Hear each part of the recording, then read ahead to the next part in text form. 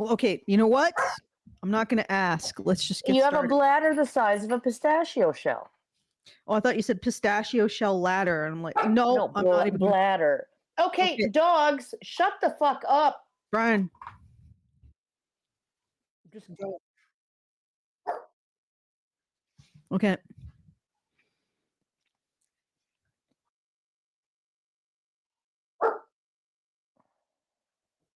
I'm going to mute myself because these dogs are like at the window on high alert.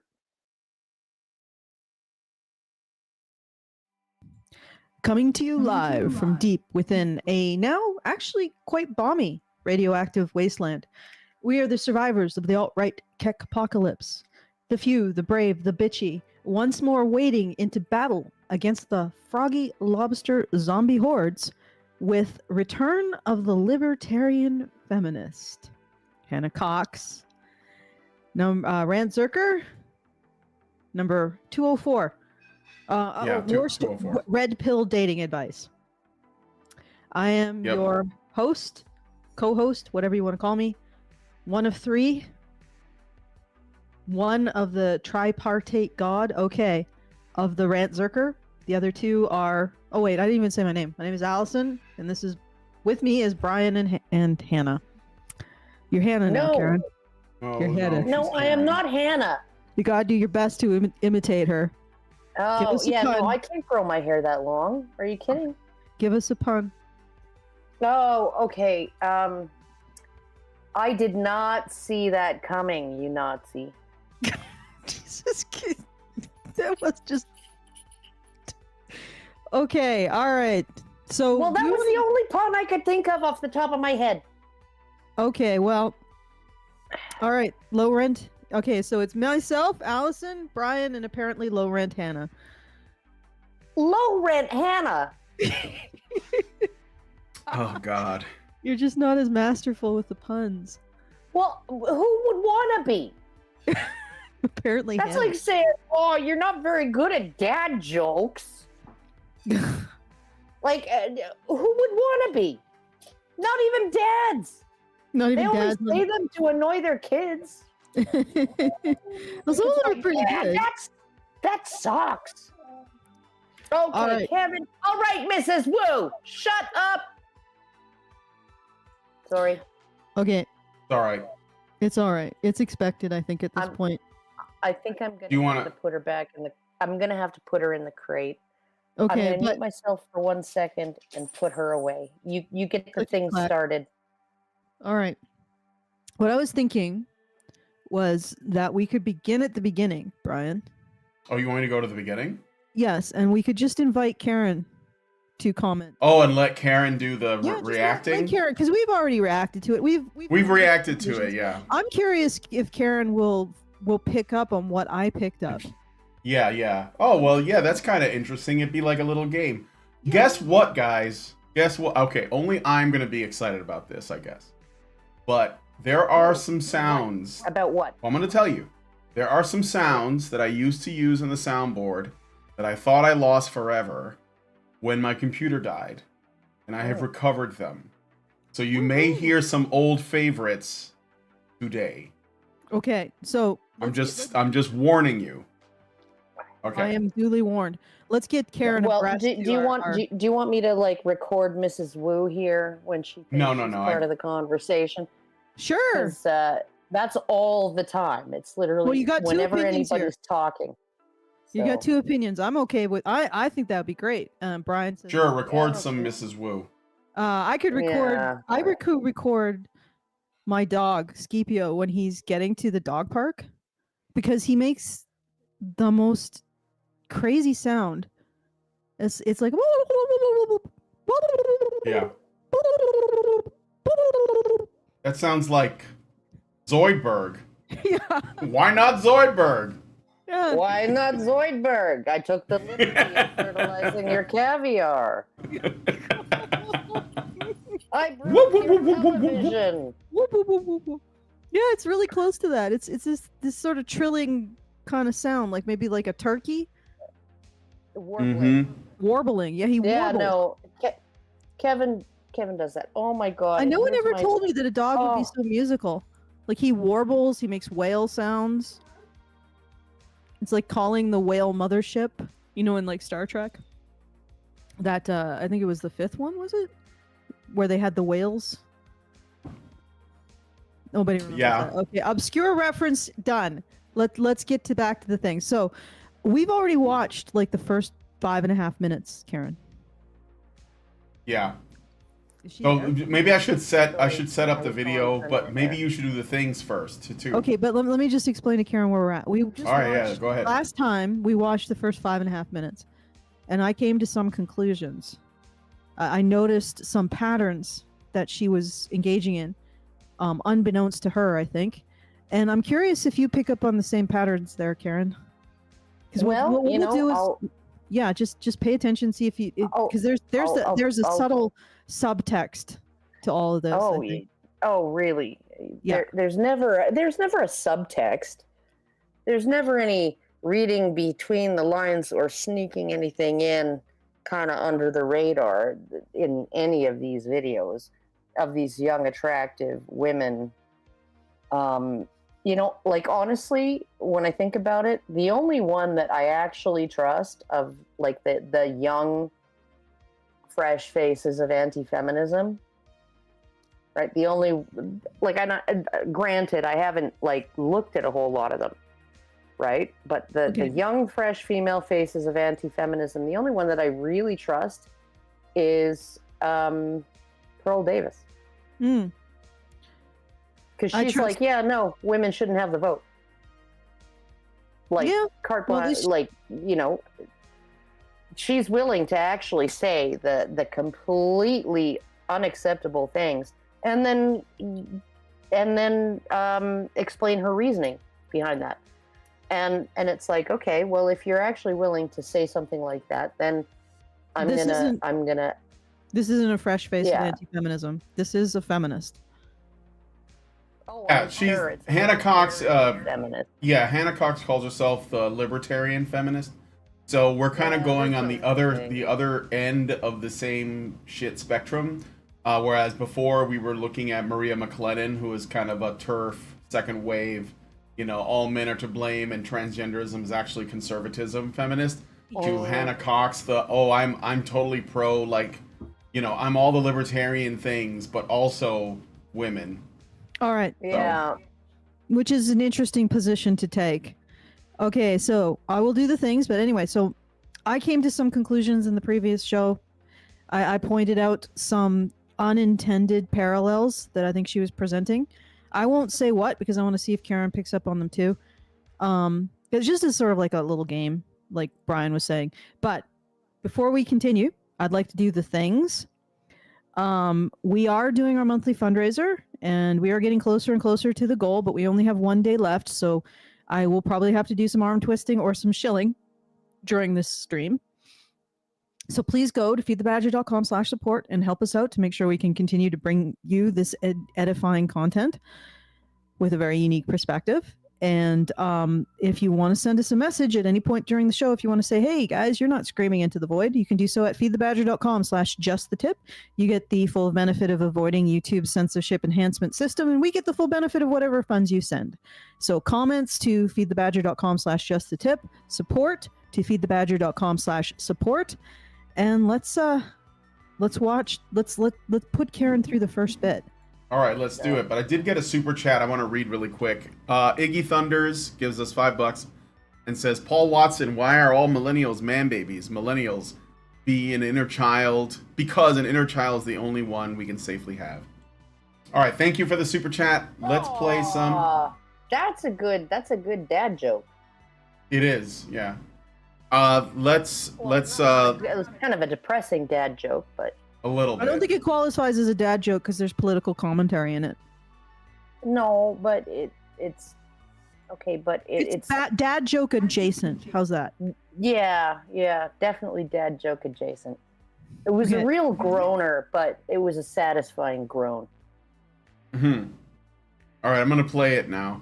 Hey guys, I'm Okay. Hannah Cox with Base Politics, back with what I guess is going to be a mini-series I'm going to call Histrionics, where I discuss the extreme views coming from the left and right when it comes to women's issues. Frankly, if you're a normal woman like me, going online is getting increasingly weirder and weirder. Cheating is the best thing I've ever discovered. Cheating on my significant other is the best thing I've ever discovered in my entire fucking life. Like the conversations I see taking place online, I never hear actually happening in the real world around me. And I don't know if that's because this is just coming from extremely too online trolls. Real world is dominated by women. Yeah, and But you don't hear it. yeah, no, online is the only place where anyone could actually say something like that, where any man could say something like that, because women are like, oh yeah, no, cheating is like, and if he won't forgive you, then he's not worth having, and if you cheated, it was his fault anyway, because he wasn't meeting your needs. Also, my both sides are bad for women, and I'm going to call them out because I'm on the 9th dimension. Yep. Yeah, well, I'm just like, okay, so there's a dude who's like, okay, cheating on my wife or whatever is it's fun or whatever. Maybe he's discovered that it spices up his relationship with his wife. Maybe it maybe stepping out makes him want to come back home more. You never know. Kind of like going away on a business trip makes you long for home. You never fucking know. I don't know. That clip tells me nothing about why he's saying that. Okay, I'm going to play some more.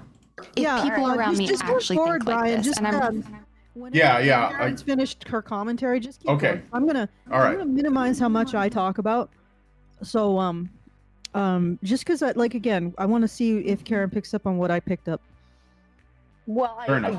the one thing that I did pick up on is that was a very, very, very highly clipped thing, right? With no context whatsoever. And I don't freaking know. I don't know why he's saying this. I don't know whether I don't even know whether he's joking, right? Like That's true. You don't. He could be know. quoting somebody else. Yeah, or he could be basically playing devil's advocate, or or he could have some kind of reasoning behind it. I don't know, right? Yeah, but she's just. You could point out that there have been articles in mainstream media where women have crowed about cheating. Yeah, no, where they say it actually improved their relationship with their husbands. Yep. So we got one dude out of context on the internet saying this, and then we have a whole apparently small movement sponsored by the media, the corporate media, of women saying the same thing. Now, which one is more acceptable?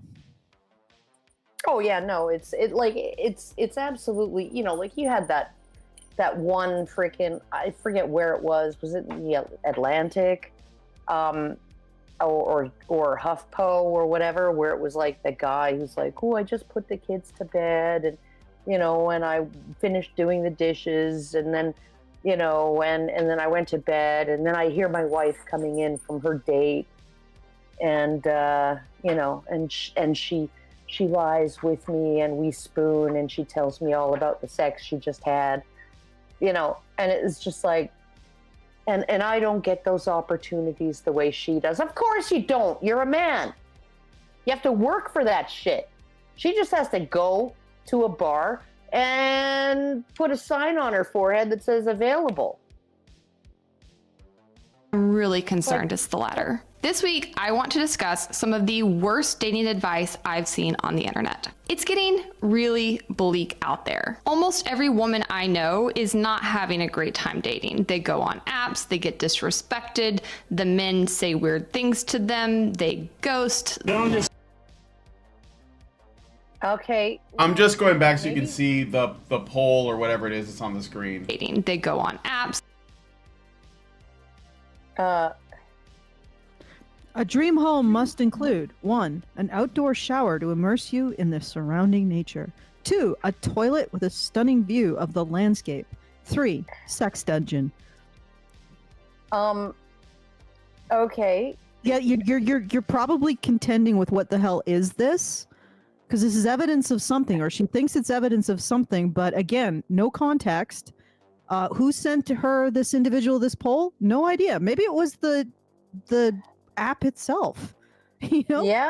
Yeah, no, and you're on a dating app, right? Like, when I was on a dating app, I got all kinds of freaking, hits from people who were like, a little bit weird, a little bit not serious, a little bit I'm just in it to like dip my wick somewhere. All of that, right? You learn how to freaking screen that shit out, right?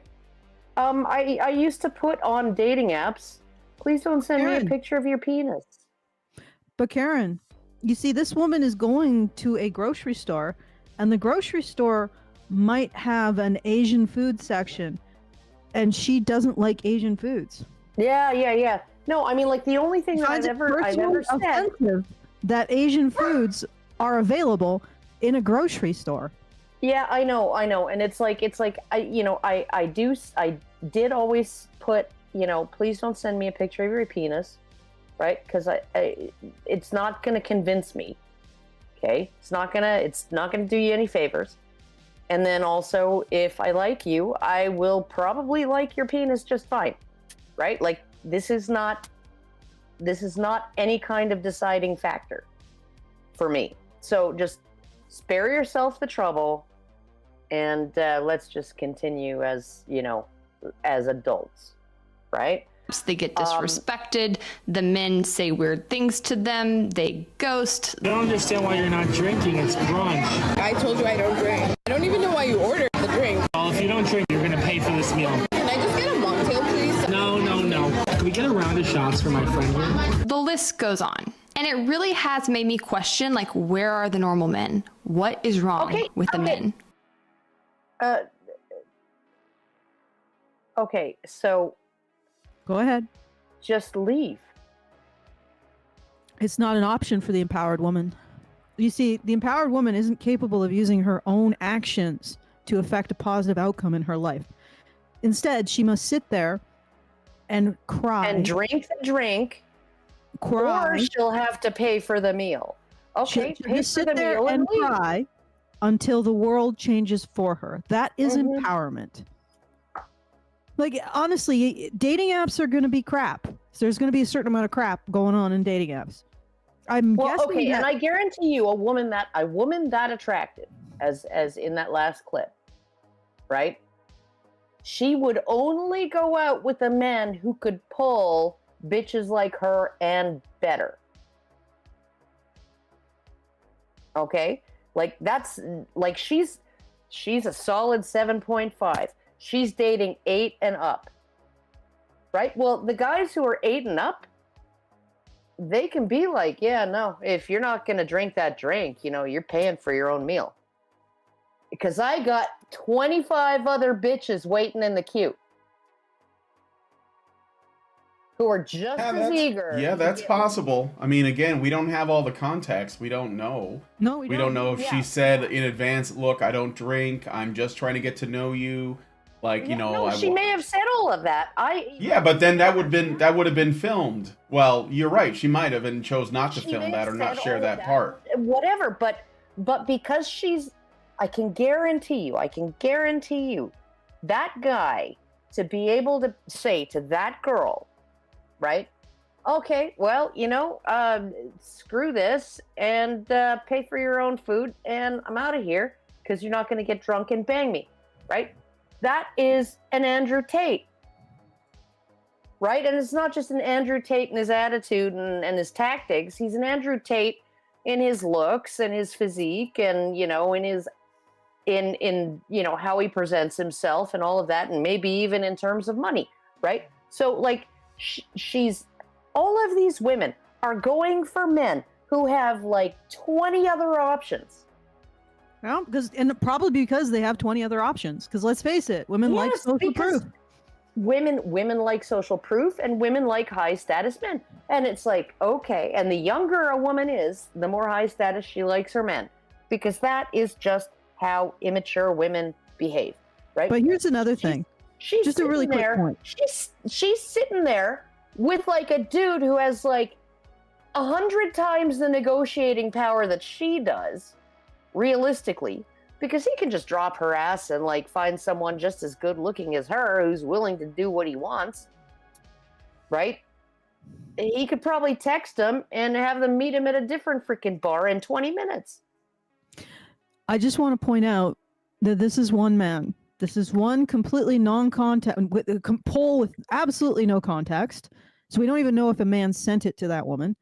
And one dude who's being an asshole. Like honestly, if this is asshole behavior, hands down, 100% Sure. asshole behavior.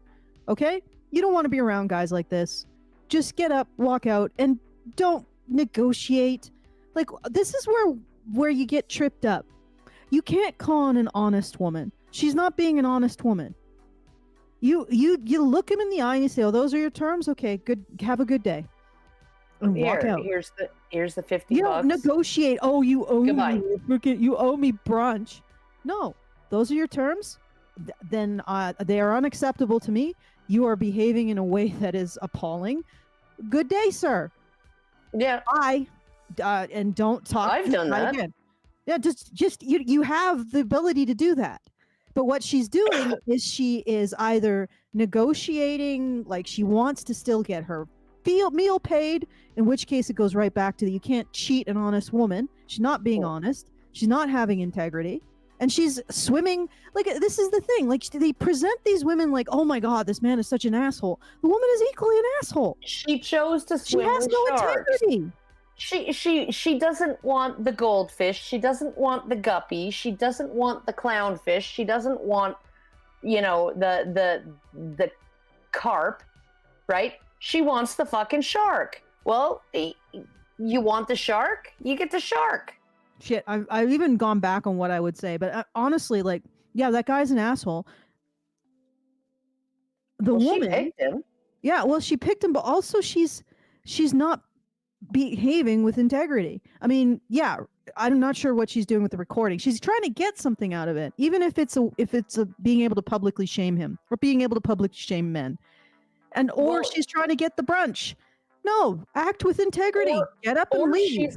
Or she's just trying to get sympathy, right? Because if she didn't show his face, she's still trying to get something out of it. Yeah. Like literally, this asshole comes up to her and she's like, "Well, what can I get out of this?" Well, okay, well, you're a slime ball too. Next, slime ball finds slime ball, and they slime together. Whoa. Okay. 11. Okay. We're gonna play more, but I gotta read through a super chat and some super chats just so that they don't get buried and then I can't look at them. Iggy Thunders gives us $2 and says, "Karen, go to the punitentiary." He was the same guy who gave us the pun from before. Then I got a super chat from Richard Bier for $5, and he says, "My ungrateful husband took the last peach for himself that I was saving for the kids." Oh, I kind of remember that. That was like a cartoon or something. And then he gives another $5 and says, "I wonder why the woman who was being pressured to drink didn't actually show the man on screen." Yeah, that would have been helpful, I suppose. Well, I don't know. I don't know if you want to drag. I mean, you probably don't want to dock somebody, but also, then again, I would wonder why she would upload the video to begin with, unless she was trying to make a point about like men in general. Yeah. But here's the other thing: if you're that dude, what the freaking you're probably a psychopath because, dude, do you want to go to jail for rape? Like, honestly. And don't say that too loudly because 250-pound white knight next in the table next door might overhear it and decide to turn you into a bloody smear. Like, do you have any situational awareness? This is what's actually hilarious. It's like this guy has poor genes. He has no situational awareness and he acts in a way that was going to get him freaking slaughtered. You know, you want a little bit of canniness to your man, right? You want him to have a little bit of awareness that there might be a sniper in the bushes over there. Just a little bit of self-preservation. You get what I'm getting at? You know? But this guy has none. At the same time, it's generally the men who, you know, like we have this this guy in the neighborhood, right? He his parents own very well established, I think 50 years now, family restaurant, and they and he is the favored son, and he rents sports cars. So like when we go to the restaurant, sometimes there's a Lamborghini parked in the parking lot, sometimes there's a Porsche, sometimes there's like a Bugatti, sometimes there's, you know, like, okay, like really high-end sports cars. He rents them to take women out on dates. And it's like, okay, well, I mean, he is well off, right? But he's not a hard worker. He's not a stand-up guy, right? Anybody who would waste that kind of money on, and I've seen him, you know, he's a good-looking guy, wears really nice clothes and really nice shoes. He wears his entire net worth to work every day. Not every day, 2 days a week, right? And the rest of the time he's just spending his money frivolously that you know, that his parents give him in allowance. And it's like, well, I wouldn't want to be with a guy like that, right? But there are a lot of young women who would be super attracted to a guy who's driving a Lamborghini in Edmonton. Right. I got another super chow. I'm gonna get back to the video. He doesn't have to have a good personality. He doesn't have to like freaking be have any substance at all or character or anything like that. He's always going to be able to get laid because there's always a bunch of freaking dumb, stupid, young, dumb, and full of cum women. Language. Who are willing to go out with those guys and give them, bestow upon those men the flowers of their virtue, right? And then be like, oh, no, they got what they wanted out of it. Well, what did you fucking think he was gonna do? Well, it's honestly like I don't feel sorry for them. They got what they wanted out of it. A moment of believing that they had their fantasy instead of reality. Instead of living in reality, he gave him a moment of fantasy. She got what she wanted out of it. Okay, go ahead. All right, Sleepy Aussie gives us $5 and says, "Finally caught an episode live. I will listen to you during my workout. Normally I listen to metal, but I have Karen today." Thank you, Sleepy Aussie. Run to the hill. Run for your life. Okay, I'm gonna play more of the video. Yes, please. And I don't know if I've solved the whole puzzle, but I think I've at least found a piece of it, and it is online dating advice from red pill bros who probably also don't have girlfriends. First up, I have to read you a thread from Twitter that I came across over the past week. Those red pill bros, they can't possibly have girlfriends. A little bit of context. Yeah. Even you don't know Alex Syke, I think, Karen, but he is sort of a what is even more blue pilled than blue pilled? Ultraviolet pilled. Like, Alex, only appears on the ultraviolet spectrum of blue. Anyway, he did some kind of online poll, and he found out that red pillared men do as well as other men in dating, which, you know, it's sort of difficult to interpret. Maybe it's a situation where they were doing poorly and then they got the red pill and now they're doing as well. So, excuse me. That could be the situation, but anyway, she's wrong. Red pill men do at least as well as other men. So I just wanted to put that out there, a little bit of context. Yeah, no, and what she's talking about people like Andrew Tate. She's talking about people like Mystery. She's talking about people like Roosh V. She's talking about those guys. Well, those guys get laid all the time. Yeah, but she can't assume that they do because it doesn't work with what she's presuming about them. Well, so she has to say they don't have girlfriends because she would never degrade herself and date a guy with opinions like this. So it's impossible that any woman would do the same, even though lots of women will lower their I wouldn't even say lower themselves, but they would find that attractive and they would date those guys. Can we just actually ask the question, what is success in dating? That's a good question to ask. But she's concluding that it's just not what these guys are suggesting. Well, if you want a working society, success in dating, it eventually leads to marriage. Okay, some kind of nobody stable cares. relationship. Nobody cares about that, Allison. Clearly, not. nobody cares. Because I'm pointing out that genital handshakes don't make a long-term civilization. Okay, what is success in dating? How does anybody define success in dating? Getting a girlfriend, probably. Right? Getting a girlfriend. Like becoming an item. Becoming a significant other. Yes. Okay. A commitment. Yeah, no.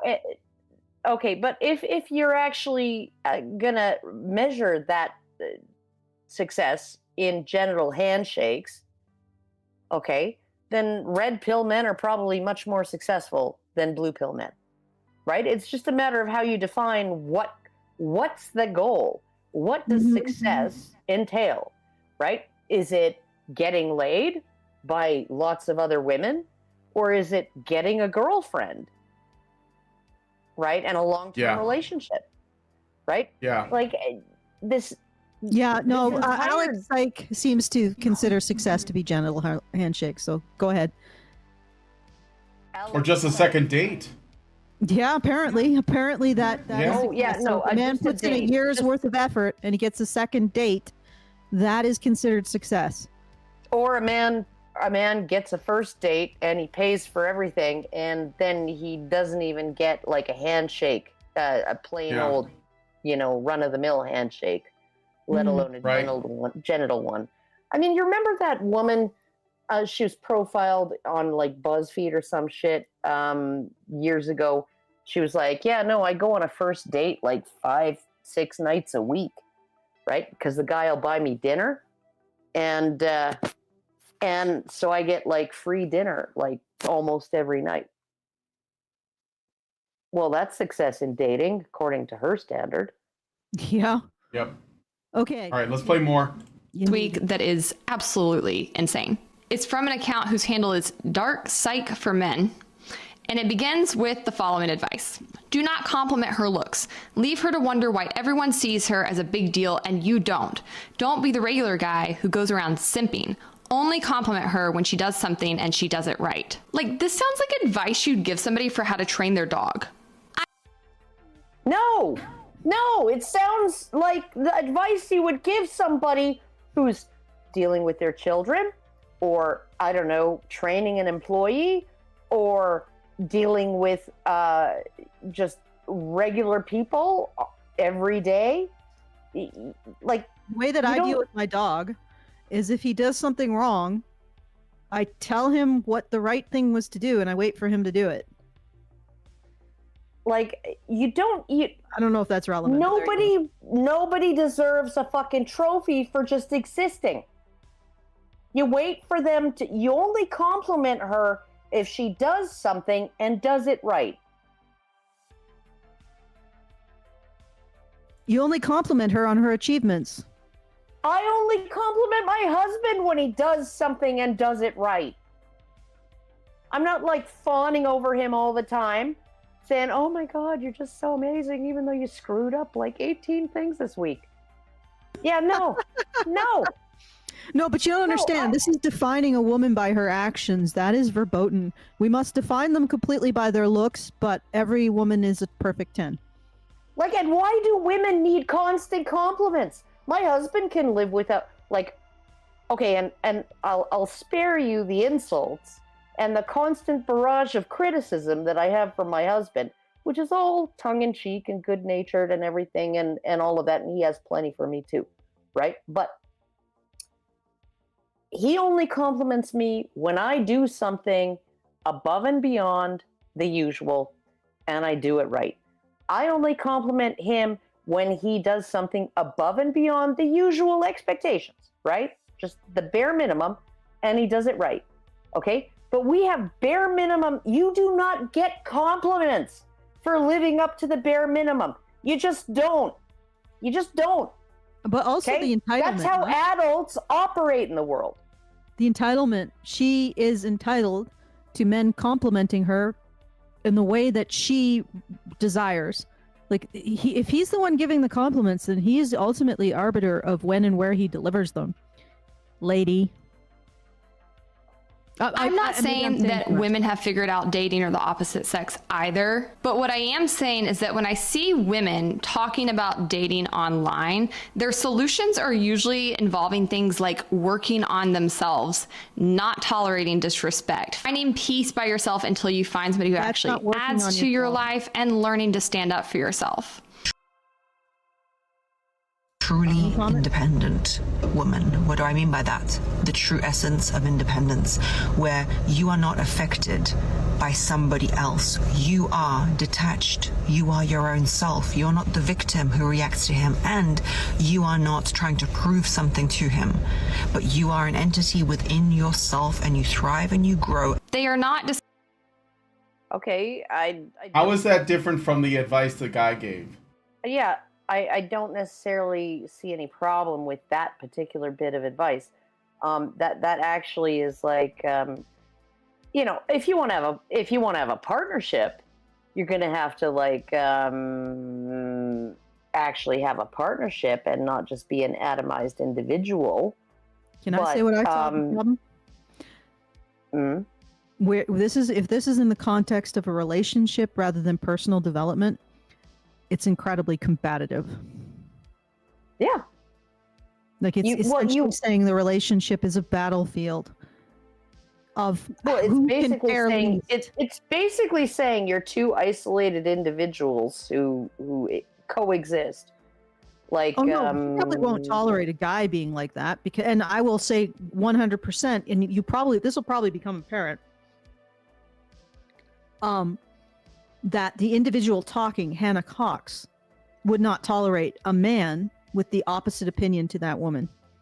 And I think, but you know, that's getting a little bit too into my own conclusion. So, well, I just think honestly, yeah, you work on yourself and you take individual responsibility for your own, you know, I guess, personal growth and all of that stuff, right? But when you actually get with somebody, you have to merge with them. You can't just be like, well, I'm my own atomized individual and you're your own atomized, like, that's a roommate. That's not a partner.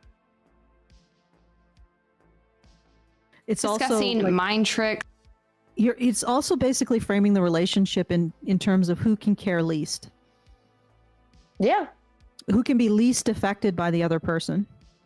Which is astounding if you think about it. I mean, like you said, it's good advice if you're just talking about, you know, excuse me, becoming your own person. But in the context of a relationship, you're essentially turning a relationship into a battlefield of who can care least. Yeah, I've been in a relationship where there was I felt like there was a competition to see who cares least. It doesn't, because it's all about like, oh, well, he doesn't have me wrapped around his finger. I have him wrapped around mine, you know? And yeah, that's not healthy. That's gonna, well, it did end in disaster. So that's kind of like, yeah, not the way you do things. No. The way that I would approach this is try to do as much for yourself as you can, but not like, oh, I am unaffected by my partner, but I'm doing as much as I can to carry my own weight. I think that's a different attitude, because her attitude is more like, I'm going to be completely emotionally unaffected by my partner. I'm going to be unconcerned by him. We're going to engage in a competition of who cares least. And that's not, I think, the approach to take. The approach is, I'm going to try to deal with my shit so that I can appreciate my partner more. You see what I'm saying? The difference? So I'm going to try to develop myself as a person, but it's in the context of not expecting your partner to do everything for you. Yeah, no, you don't want to be needy or clingy or burdensome or demanding. But it's not not like you're creating this, oh, I don't need you, or I don't care about you, or I'm going to be more emotionally. Yeah, no, it's more like I don't want you to have to carry my shit, so I'm going to try to do my best to carry it, and I'm going to appreciate it when you carry my shit. Like, or help me carry my shit, or help me or join me and we carry our shit. Right? That's really the thing, and it's like you do have this kind of class of women or breed of women or subset of women that they really don't want to, like, far be it from me to ask for his help, right?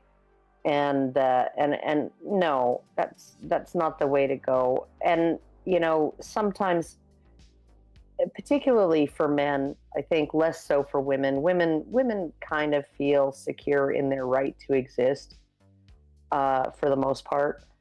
Like it's been guaranteed them by society, that you have the right to exist. Men, not so much. And so men really actually do have a longing to feel needed.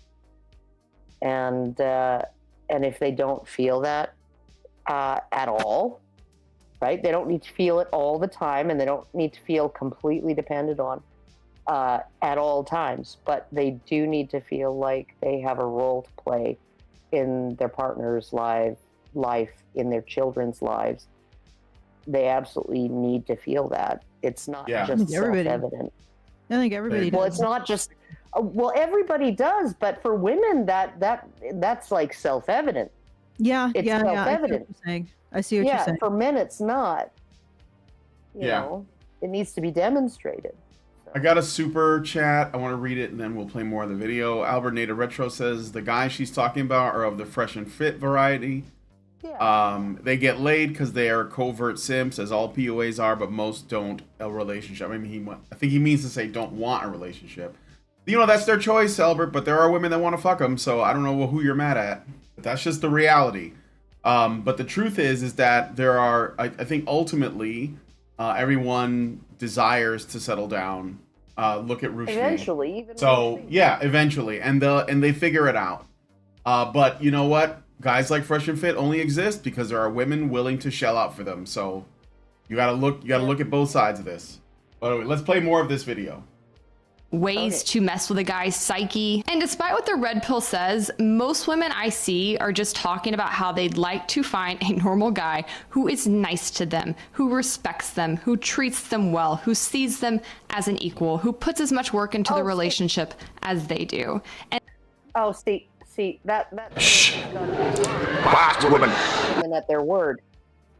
Well, here's the other thing. So remember, she says no, they're literally she says, all these women talking online are saying, well, all they want is a nice guy, a guy who's willing to invest, a guy who blah blah blah blah blah. Puts much into the relationship as they do. But okay, okay, I'm noting it, but this is not what women are looking for. It's what they say they're looking for. Okay? It's what they say they're looking for. Yep, 100%. Yep. If that's what they were actually looking for, there wouldn't be an unpaired man on the planet. But you don't understand. Average men are rare. Yes. Class women are rare. They're nowhere to be found. So no, you can't find them. You can't find one anywhere. No, it's not possible. I just like, again, I want to point out that her ideal female, like the ideal female mindset in a relationship, is basically turning it into a battlefield on who cares less. Okay, not just I'm going to take care of my baggage as much as I can so I don't burden you with it, but a battlefield of who can care least, who can rely on the other partner least, who is not even just like, I don't think she means materially. I mean, she means emotionally, who has less care and does, who wants it less is basically it. So a relationship is a battlefield of who wants it least. That's what that woman was presenting. Okay. Yeah, and that's the red pill freaking thing. That's the freaking ding, ding, ding, ding, ding, ding. You got it right off. You got it almost 3 minutes in. Right there, Karen. She just got exactly what I noticed. She thinks that the ideal mindset for a woman in a relationship is to turn it into a battlefield of who cares least. Who has the most other options, and so they don't have to walk care. away. Who doesn't have to invest as much. Yeah. And that's exactly what the red pill says for men. Yep. So she is saying this is the ideal attitude that women should take to a relationship. It's a battlefield of who cares least. What does the red pill say to men? You're in a battlefield of who cares least. Yep. So what the irony is that she is saying, well, if women do it, it's fine. And she doesn't realize that. You think the red... It's not that if women do it, it's fine. She's saying if women do it, it's admirable and moral and like... And she doesn't realize that the red pill is in response to that. The red pill is in response to women en masse turning relationships into battlefields of who cares least. And the red pill is saying, okay, well, how do you navigate that battlefield as a man? This is what you do. Do you think that red pill men would want to be part of this battle, or would a lot of them prefer a mutually supportive, warm relationship with a sense of humor? This is the real question. Who's leading the dance here? I think most men would really like a genuine partnership with someone. There's a great video I shared a while back on my Twitter. Camille Paglia was being interviewed. It was a little older. And she said that the only thing that men want is for someone to take care of them and make them feel loved. And she was like, you know, like we just, loved and needed. And they want to be nurtured by the women in their lives, you know, not like the way that a lot of women will complain. Here, I got it. I'm gonna try to find this. I'll just put it on maybe I'll share it. Let me grab it really quick, because it's a nice little thing. I just gotta look up my own account here on Allison's thing. It's kind of a pain. Hold on. But okay, well, go ahead. What were you gonna say? I'll just fill in. Okay. Yeah, fill in while I grab the link. All right. So I want to thank Reeve, REI. I'll just say REI. Some thank yous. Oh, hold up. Yeah, just wait a minute. one for now. Who gives $110, which brings us down to $680 left for the month with 1 day left. So we, nice. You know, if you've got it, please put it in now, because we're in the Yeah. So, once again, the fundraiser is at feedthebadger.com/support. Please do help out. We're in the final stretch. Like, we only have a little bit of time left, but we don't have much left to go on the fundraiser, which is great. Thank you to everybody who supported early. That's a weight off of my mind. I'm sure it's also a weight off of Brian's mind. It also allowed us to help Brian because of the... Yeah, my card got... Lindsay and my card had suspicious charges on it, and we had to lock our cards and basically cancel them and get new ones, which means we didn't have any money for a while. I mean, we had food in the fridge and stuff, but I was like starting to worry. Yeah, so I asked Allison to send me a little bit so that we can get by. So thank you to everybody who supported early. You actually helped us cover that. So So once again, feedthebadger.com/support to help us out. Make sure that we can continue to bring you this content every month, which honestly, I think we're making the connections that nobody else is. And if you do see somebody else who's making those same connections, point them our way so that we can have like a round table and be like, oh, yeah, like Scott Adams. We're not, like Scott Adams. That was crazy. Like Scott Adams, yeah. Did you hear about that, Karen? Yeah, she was here when I read the tweet. Well, let's say it again, because there might be new people. Scott Adams basically said what we've been saying, that everything is downstream in the relationship between men and women. Yeah, no, I remember that. I don't know whether he heard it from us first, so. No, we don't know, but he's saying what we were saying. So he's saying what we were saying, and what we've been saying for a very long time now, so. Okay. Okay, so I got a super chat real quick, and then I'm going to play this Camille Paglia thing for you guys. The super chat is from Blave Kaiser, gives us $5. Thank you, Blave, and says, there was actually an article today in the Daily Mail about lies women tell themselves about men by Tracy Cox, and I gotta say it was pretty all right. Well, I might have to check that out. And then I got one from Albert Nada again. and he gives us $5 Canadian and says, the problem is those posers say to never simp, while they are. Being red pilled is supposed to be about truth, and those types lie constantly. It's fine, Yeah, well, they get they do. pussy though. I mean, I'm not supporting anything. I'm just saying, like, when women like Hannah Cox say that like this stuff doesn't work, while these guys are literally proving that it does, then that's the only thing that I'm saying. I'm saying, well, ladies, if you don't like these guys doing well, stop giving them ass. That's what I'm saying. Okay. Yeah. So if that's the only way this continues, that's the only way this continues. Okay. Yeah. So if you don't like it, then tell women to have some standards. Okay, let's play this. This is Camille Paglia talking about men. I'm saying that man, is a pitiable being. He staggers from control by his mother to control by his wife. And really wants the nurturing. The nature of heterosexuality is that the man wants to be nurtured by a woman. It took me years to realize this. As a lesbian, if I had realized this, I would have had a much more successful dating life with men. Now, I have been with men, I'm attracted to men, but I never realized until I became, into my 30s, that all men want is attention and approval. That's all they want, Attention, all right? And if I had known that men are not egomaniacs, men are not these tyrants, that is a false bill of goods sold by feminism. It's an immature and adolescent point of view. And I realized that my very successful heterosexual women friends had liked men. That's the secret of a good dating life, if you like men. But you didn't like men? Yeah, I realized that some people are more powerful than they are. And when I resolved my problem with men, as a teacher, when I got to age 35, I suddenly realized the young men in my classes, there was a misty look they were projecting toward me. I was the mother. I went, men are frail, men are pitiable, men need help. But you say that... Okay, men don't like hearing that. I know that for sure. But yet she has an overall point as well. Yeah, no, they don't like hearing that. They don't like hearing that they're pitiable. But they do like feeling needed, respected, admired, loved, cared for. Well, who knew that? Who could possibly guess? And also that women who are successful in their lives like men. I think that should be the prerequisite. If you can't, that's basically like the beginning. Do you like men? Yeah. Then you'll do okay. And be like, okay, do I like men? Do I appreciate male companionship for its own sake?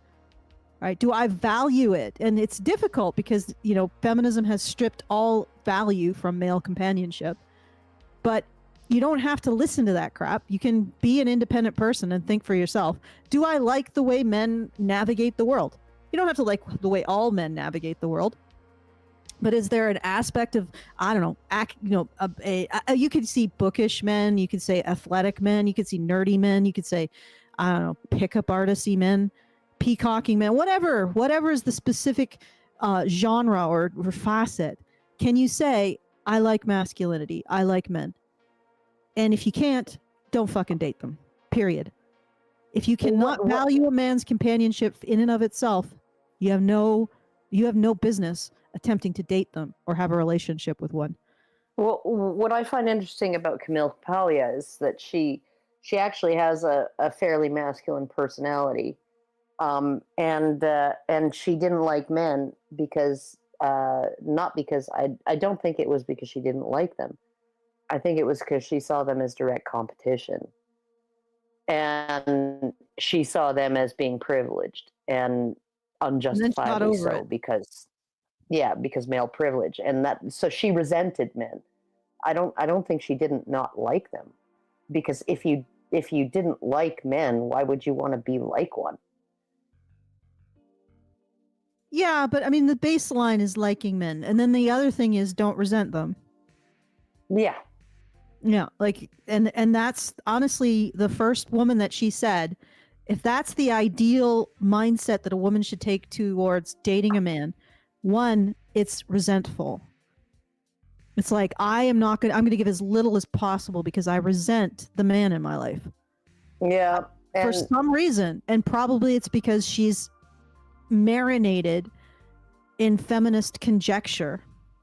Yeah, no, what's infuriating too is because my kids, they rent a duplex and it abuts a back alley, right?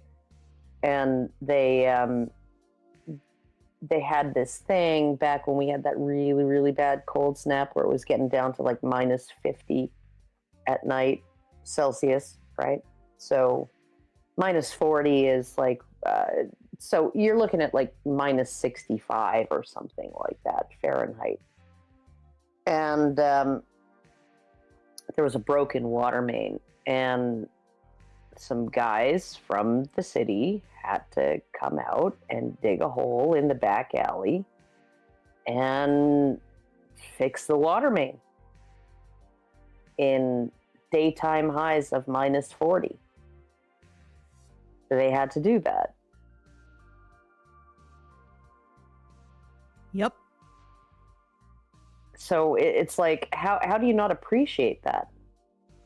Because like, it turns basically, I was like, I don't even want to walk to my car, and I don't have a remote starter, so I'm gonna have to sit in my freezing cold car for like 20 minutes before the vents even start spewing warm air.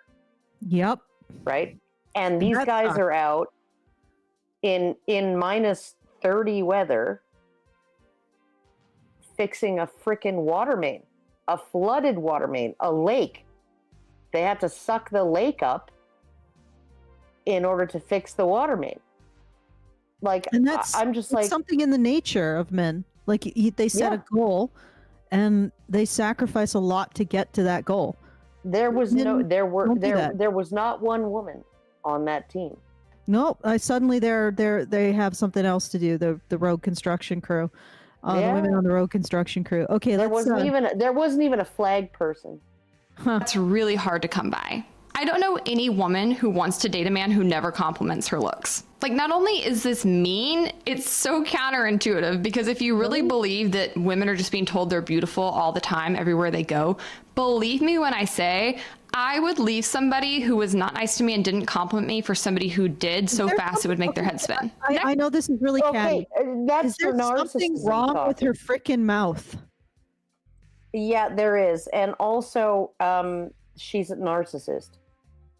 If you need to be constantly told, right? Okay, I'm guessing this is her daily look when she goes out in the world, right? You know, I mean, when she's, you know, and she thinks that she needs to be complimented by men or her husband when she looks the way she normally looks. Really? Really? Emotional labor. Yeah. Just apparently men are obligated to give women compliments. Yeah, for no reason.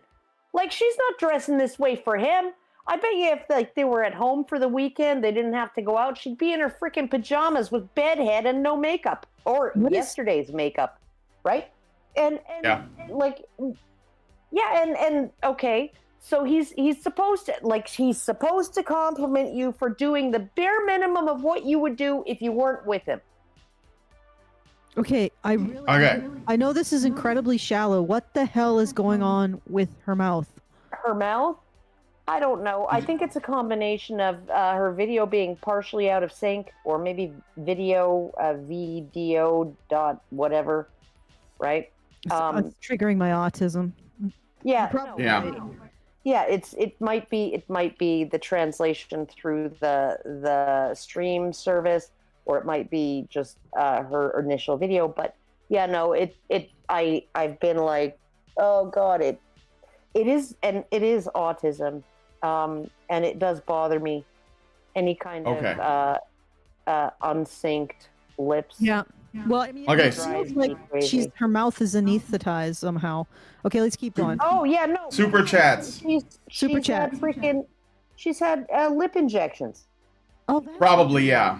Probably. Super chats. Albernator Retro gives us $2 Canadian, says, I don't like her either, talking about Hannah Cox. Then we got one from Iggy Thunders, and he says, here's a proper dad joke. A seal walks into a club. Oh, God. Yeah. Okay. Yeah. Okay, that was kind of funny. How about you? It was kind of funny. It was all right. Here's a nerd joke. Here's a nerd joke for all of the nerds in the audience. UDP packet bar walks into. Oh God. Shh. Quiet, woman. Explain more of the video. Sorting joke, isn't it? Okay. Next up, they say, do not seek her validation. Seeking approval from a woman is the #1 way to inflate her ego to the moon. Leave craving for approval to women. Don't forget, guys, the best way to hang on to a woman is to make sure you're doing nothing that makes her happy. Next up, they say, never ask for commitment. This is a pull-away move, and it is... Yeah, but it doesn't make her happy. Sorry, do you want to yeah, go ahead. No, supplicating doesn't make women happy. Seeking a woman's approval, right? Constantly seeking her approval does not make a woman happy. It makes her think that she's got better options. Oh my God, if he's willing. Yeah, we've been dating for like 6 months and he's still bringing me flowers and like courting me like we were like, you know, on our first date. I'm hot stuff. I could probably land a man 10 times better than this guy. Just like a woman. Then she's going to be dissatisfied with the guy she's with.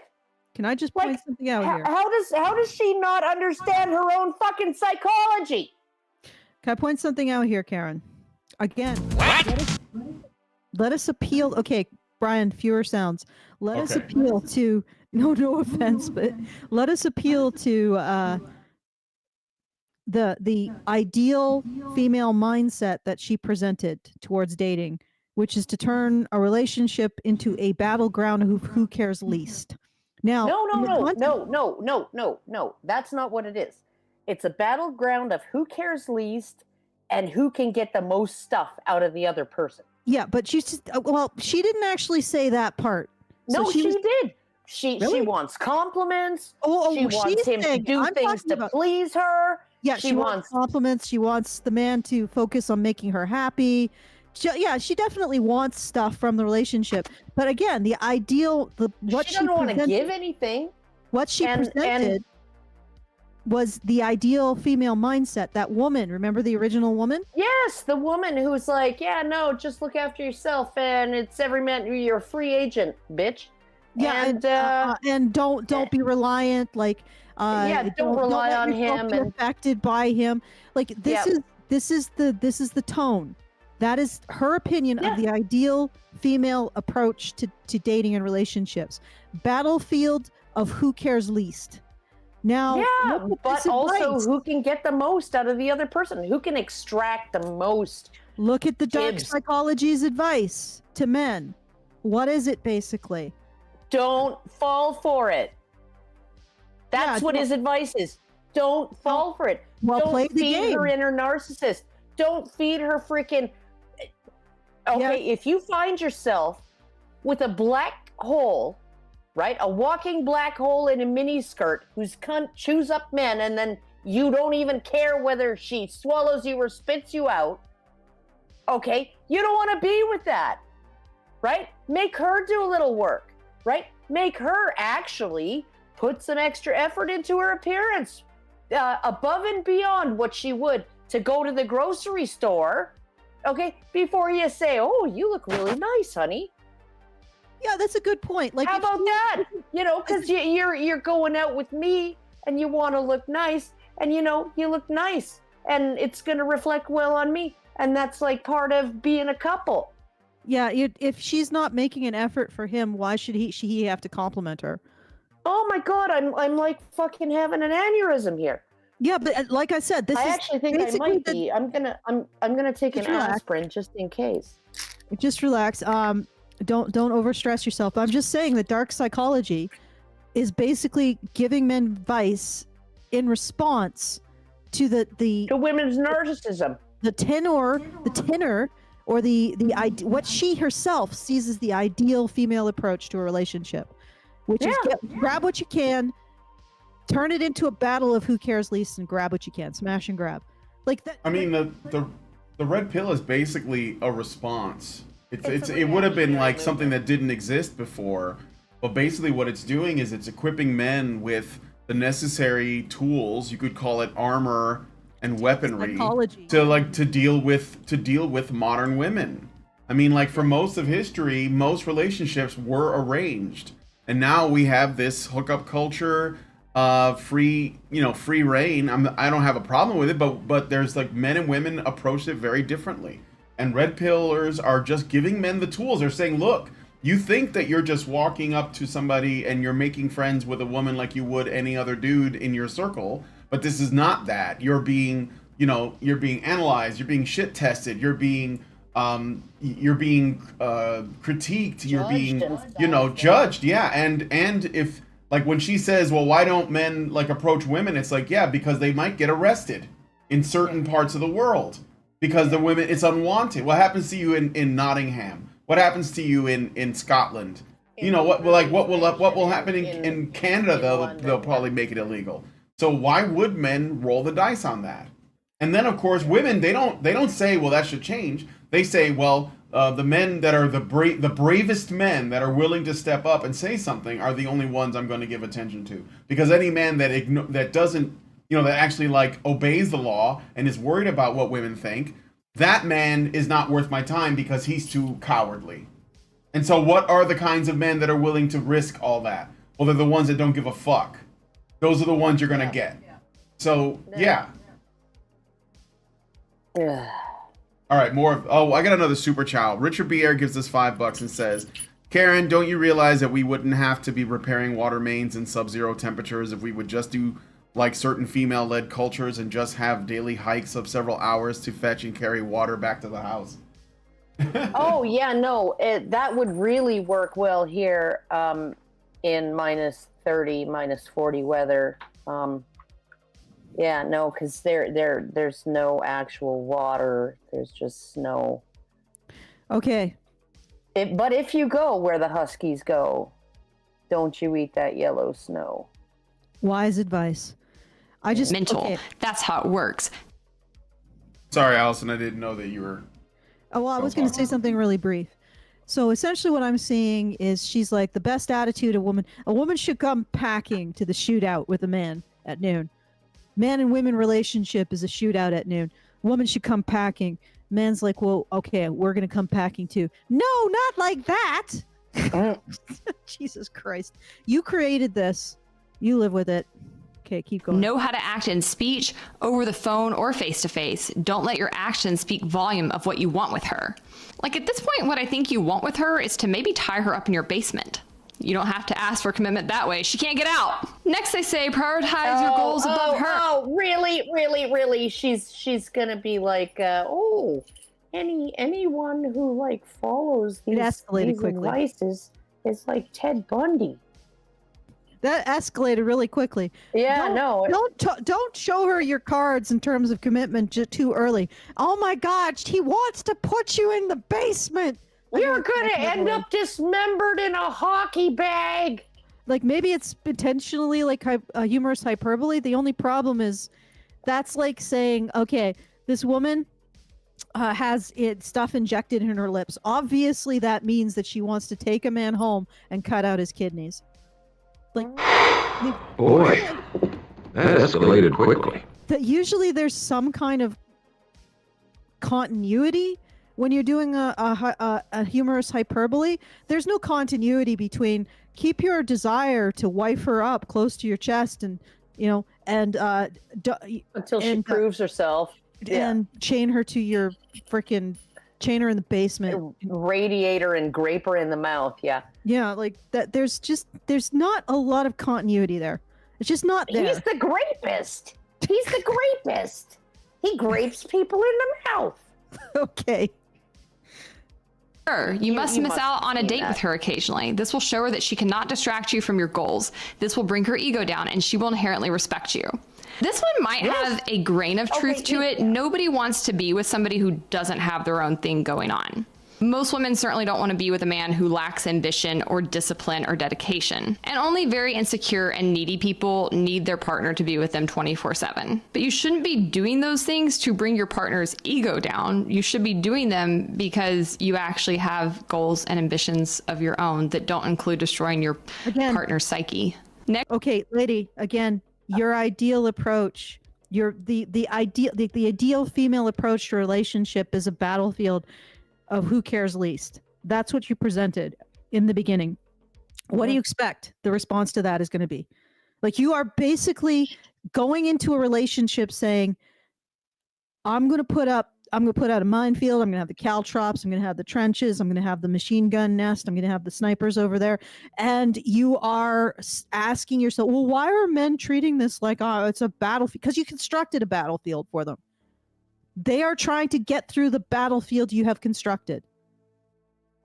Through your resentment and your contempt and your basic lack of, I don't know, I guess, interest in actually being in a relationship with a man. Because you for some reason in this society, maybe in the past, women's family would be the battlefield that a man has to get through, or the dragon, or having to capture his wife and prove to her father that he can protect her. But now you have to make your own battlefield as women. Well, when does the battle stop? This is basically it.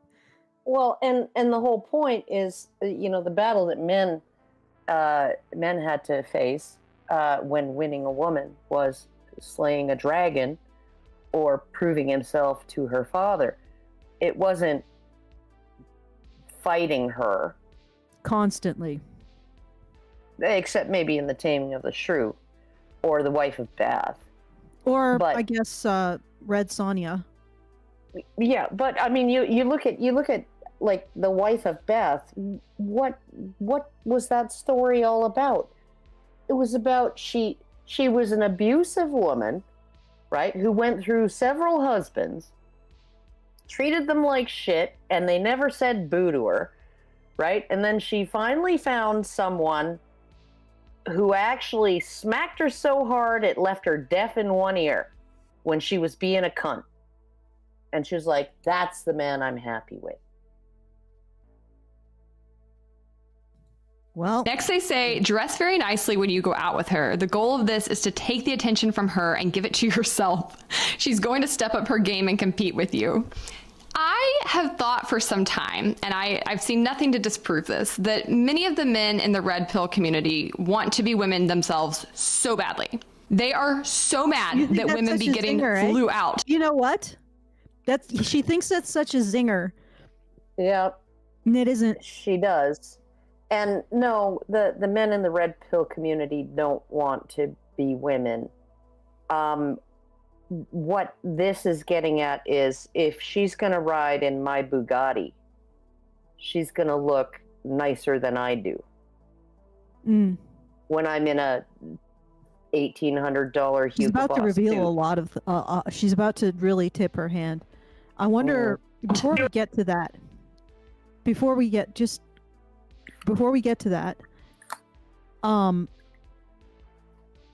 I just want to I want to say that I think that, yes, maybe men would like to be treated like women for once. Not be women, but actually be valued for their companionship alone, be in a relationship with someone who wants to, like, I'm on this conversation on Twitter, and they're referencing this channel called Homath, right? And Homath has this very in-depth, excuse me a moment, in-depth discussion of what men and women want in a relationship. And I was looking at that, I'm like, I think it's simpler than that, because he's got all of these little sections, like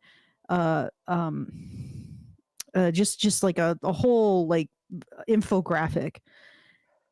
Men want to give, someone to give to, and women want someone to take from. Yeah. One of the big problems is that women are only attracted to men who take from them.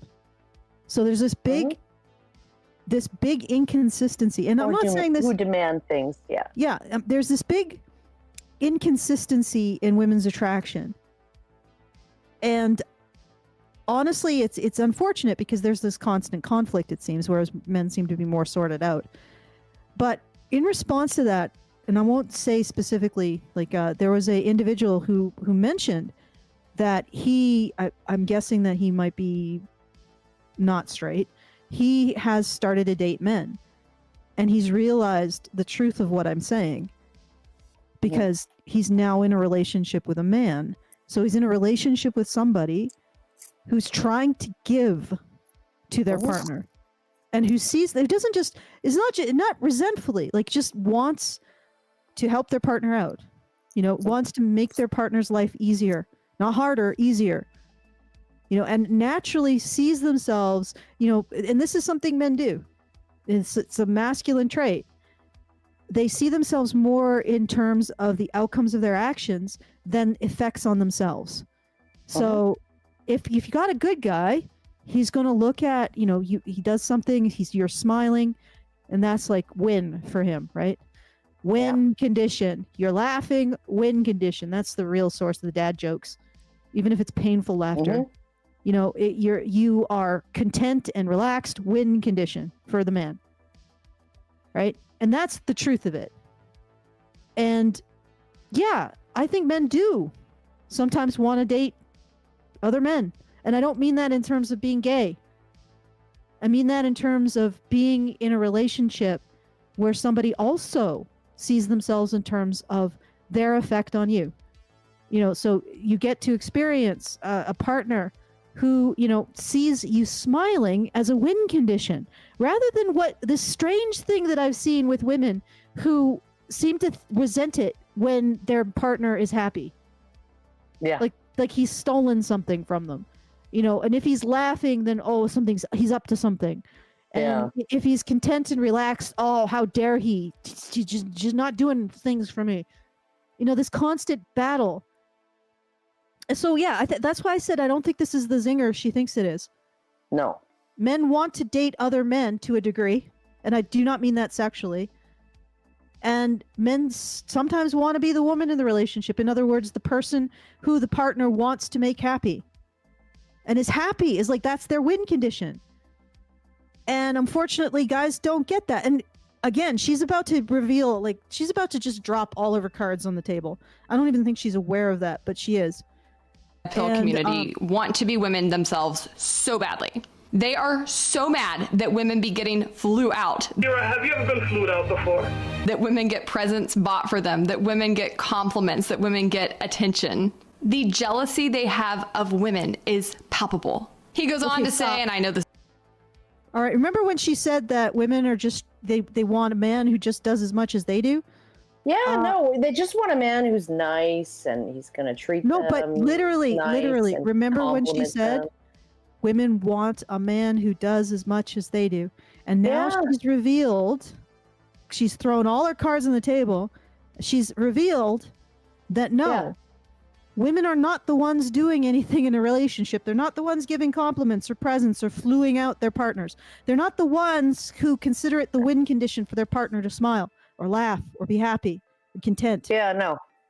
They are the ones who are sucking up all the compliments, all of the plane trips to. Yeah, no, they're the black hole in the miniskirt. They're the black hole. So what the hell were you saying, Hannah Cox, when you said, women just want a man who does as much as they do? Nothing? Women, honestly, I think she's right. Women want a man, like I said, who takes. But they judge themselves by a man being with a man who gives. And they're just like that contradiction just screws them up. Makes them not happy with anything. And men would be thrilled with a woman who has more of a man's mindset in a relationship, who looks and says, my win condition is his smile. Can you imagine that? Yeah.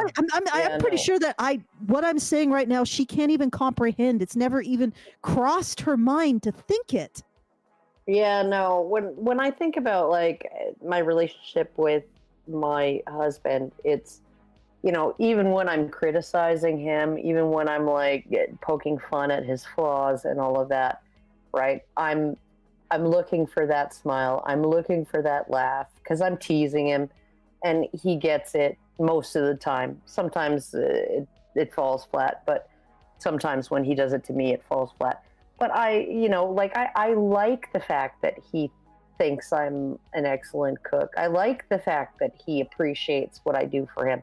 I like the fact that that he, and I do a lot for him in terms of just looking after him day to day and nurturing him and stuff. I shave his head every day and I freaking pack his lunch every day, and I drive him hither and yon, and I look after a whole bunch of his logistical stuff, right?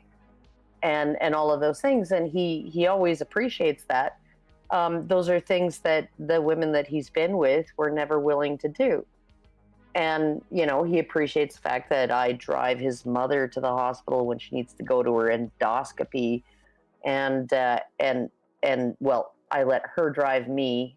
I take extra heart attack pills, and let her drive me to the hospital. Then I drive back in her car and pick her up later when she's all stoned and telling me that I need to speed and like do illegal maneuvers in front of cops. Right. And you know, like, and I do all of these things, and it's like, he's like, yeah, no, this is somebody who's actually invested in the relationship. And you know what he does? He gives me access to all of the bank accounts, and I take care of all of the money, and I look after, you know, the house is my domain, and I decide what happens therein. And it's like we have a partnership that works really well, but like we're like a well-oiled machine. But with all of these, like when you have this situation where you're both earning money, right, and you're both feeling like you're your own person, and you don't want to, or when she's like, okay, I'm not gonna, you know, you have to give me the gibs on top of the fact that I'm financially independent and all of this. And I can judge you for only earning as much as me, or earning not quite enough, more enough than I do, right? And all of this stuff. You need to like make with the compliments, make with the freaking supplication, make with all of this other stuff. Right? I don't need to do shit for you. I don't need to do shit for you to make you feel good. Right? Mm-hmm. It's your job to make me feel good. And I'm just like, how does that even translate into a relationship? It's no wonder there are so few women, modern women, who are paired up. Well, you'll never know what it's like to make your partner happy. You know, that's what she'll never know. That she'll never know the feeling of knowing. Well, she will know. She will know that she made her partner happy. She made her partner happy by smiling when he gave her that gift. When he gave her the gibs, and she smiled and said, "Oh, thank you. What a nice Valentine's Day present." She won't ever know. And then he was happy about that. He, you know. No, what I meant is she'll never know taking an action. Yeah, taking an action to make him happy. She won't ever know that. So she'll never actually know what love is. No. So she's going to live her entire life as a reptile on a rock. Yeah, just absorbing sunlight. And increasingly large lips. Mm-hmm.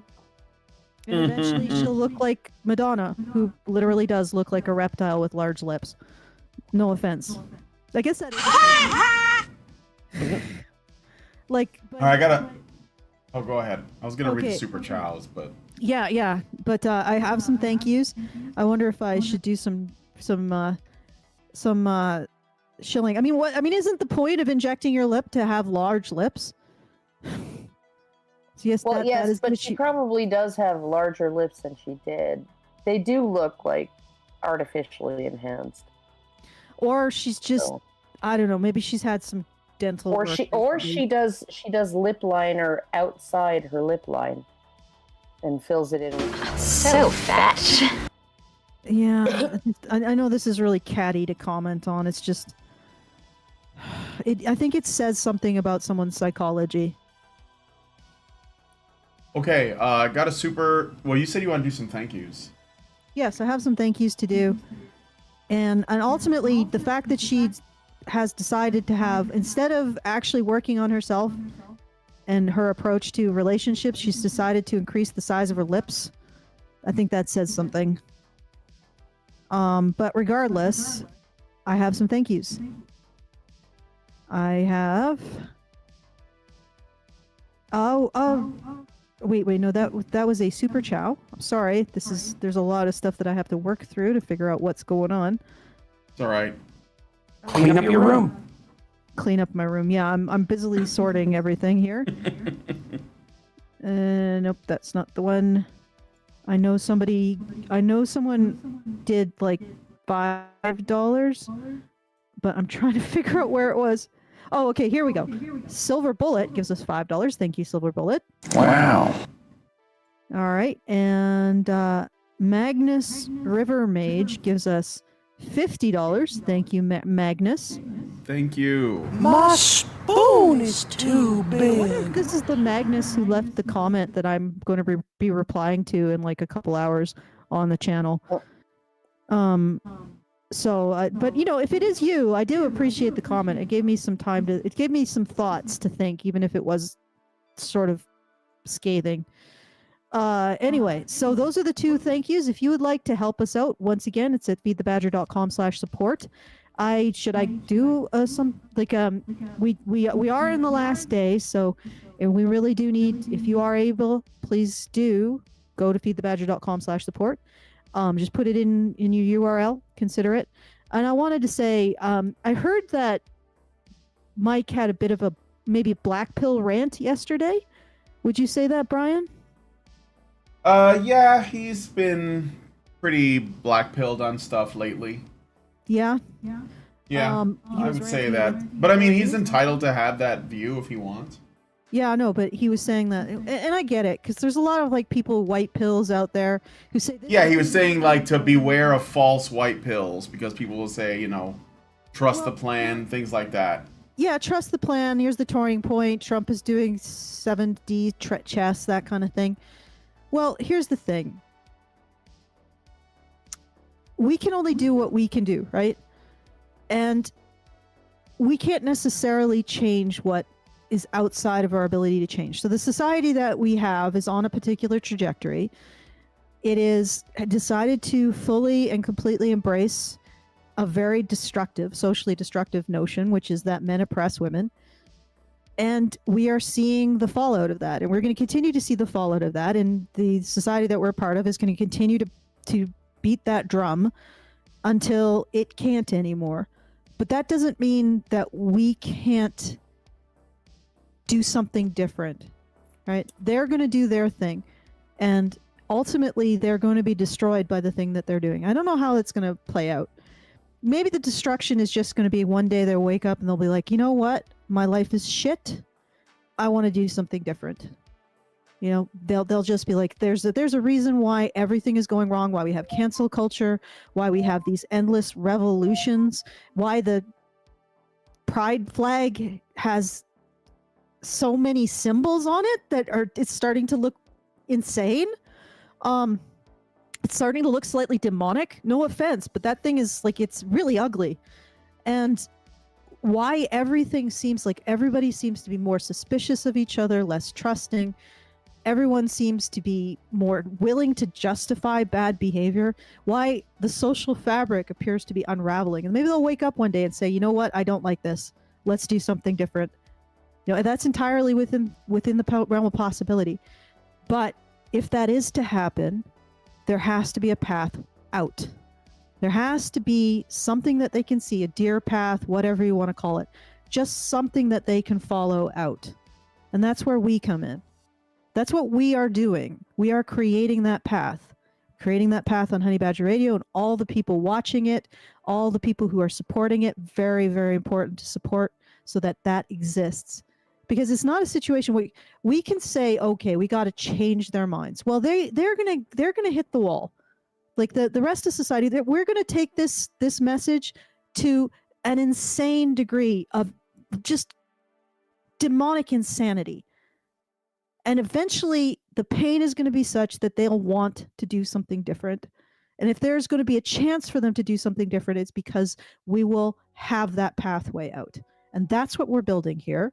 We're building a pathway out of the belief that men oppress women, of the belief that men and women are at war with each other. I mean, fundamentally, they're not. I mean, Hannah Cox is essentially saying that the approach that women should have to a relationship, the ideal approach, is one that relationships are a battlefield in which you're fighting over who cares least. Well, that's not a relationship, but that is a direct result. That attitude is a direct result of the belief, the feminist belief, that men and women are at war, right? This is again, it's going to construct a nightmare. People are going to be in pain. We need to give them a way out. And that's what we're building here. And if that sounds like something you want to support, feedthebadger.com/support. We need a pathway out of this. And when they're ready, they will take it. Now, I can't, like, I know this might be, maybe this is a white pill. This is more like, we need to do this ourselves. It doesn't matter what they do. We need to focus on what we can do. And ultimately, when they're ready, if they're ready, they will see what we've done and they will understand it. But we can't worry about that part. We can only worry about putting one foot in front of the other and building that pathway out.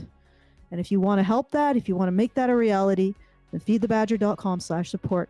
It took me a long time to sort of get into that headspace where I can't care as, and I'm still in there. Like, you know, you go on Twitter and you're like, oh God, everybody's an idiot except for me. And I got to point it all out, all of it, every bit of it. But, and I, you know, you get sucked into that. But then at the end of the day, you got to realize, well, I need to focus on getting myself out of this situation and getting the people around me out of this situation and helping who I can, who's ready to hear it. And just let them go through whatever process they're going through and just wait until they're ready to hear what we have to say. All right. So that's my, is that a white pill? Maybe it's a self pill. It's like a focus on yourself pill. You know, don't worry too much about what they're doing. If they're ever to change, it'll be because they've just put themselves into so much pain that they want it out, and be the out. That's it. Okay. So once again, you want to support that, feedthebadger.com/support. Very critical that you help us out with that. Again, I think this is a very unique message, and I think there's cause for hope, but the cause for hope isn't in the outside, it's within. It's your decision to take that path, to build that path, to make sure it exists, and make sure it's available for whenever the people who are going through their process decide that they no longer want to be in pain. They no longer want to be forced to take weird concoctions without any consent. They no longer want to be caught in a whirlwind of cancel culture. They no longer want to keep bending to the knee for increasingly crazy demands. You know, they no longer want to have a shitty economy, have utilities that are failing, all of this other crap. You know, they no longer want that, and they're ready to do something different. Well, there has to be something different there. All right. So what do you think? Is that too much white pill there? No, Allison, it's just common sense, man. Look, we're here. We have to be here. If you're like ready to jump off a bridge, I can't stop you, but I hope you don't do it. So let's just get on with it. Stop bitching. Right. Okay. We'll do some arm twisting if necessary in a few minutes. But please do go to feedthebadger.com and support, because I think it's really critical to make sure that we do get that support. All right, go ahead, Brian. All right, Richard Bier gives us a super chow for $5 and says it puts the lotion on its skin or it gets the hose again. It puts the lotion back in the basket or it gets the hose again. Might want to play the She Who Must Be Obeyed sound clip again. I don't think I have that on my thing because it's like long as fuck, but I'll try to find it. I ain't got time for this shit right now. Let's play more of the video. This is a he because no woman but that Pearl thing would ever write these kinds of things. Look at other women. Yes, take glances at other women. It already creates a notion in her mind. That's not good grammar, but I guess what he's trying to say is you should stare at other women in front of her to put a notion in her mind. Yes, it'll put a notion in her mind that you are a creep and a weirdo. And another...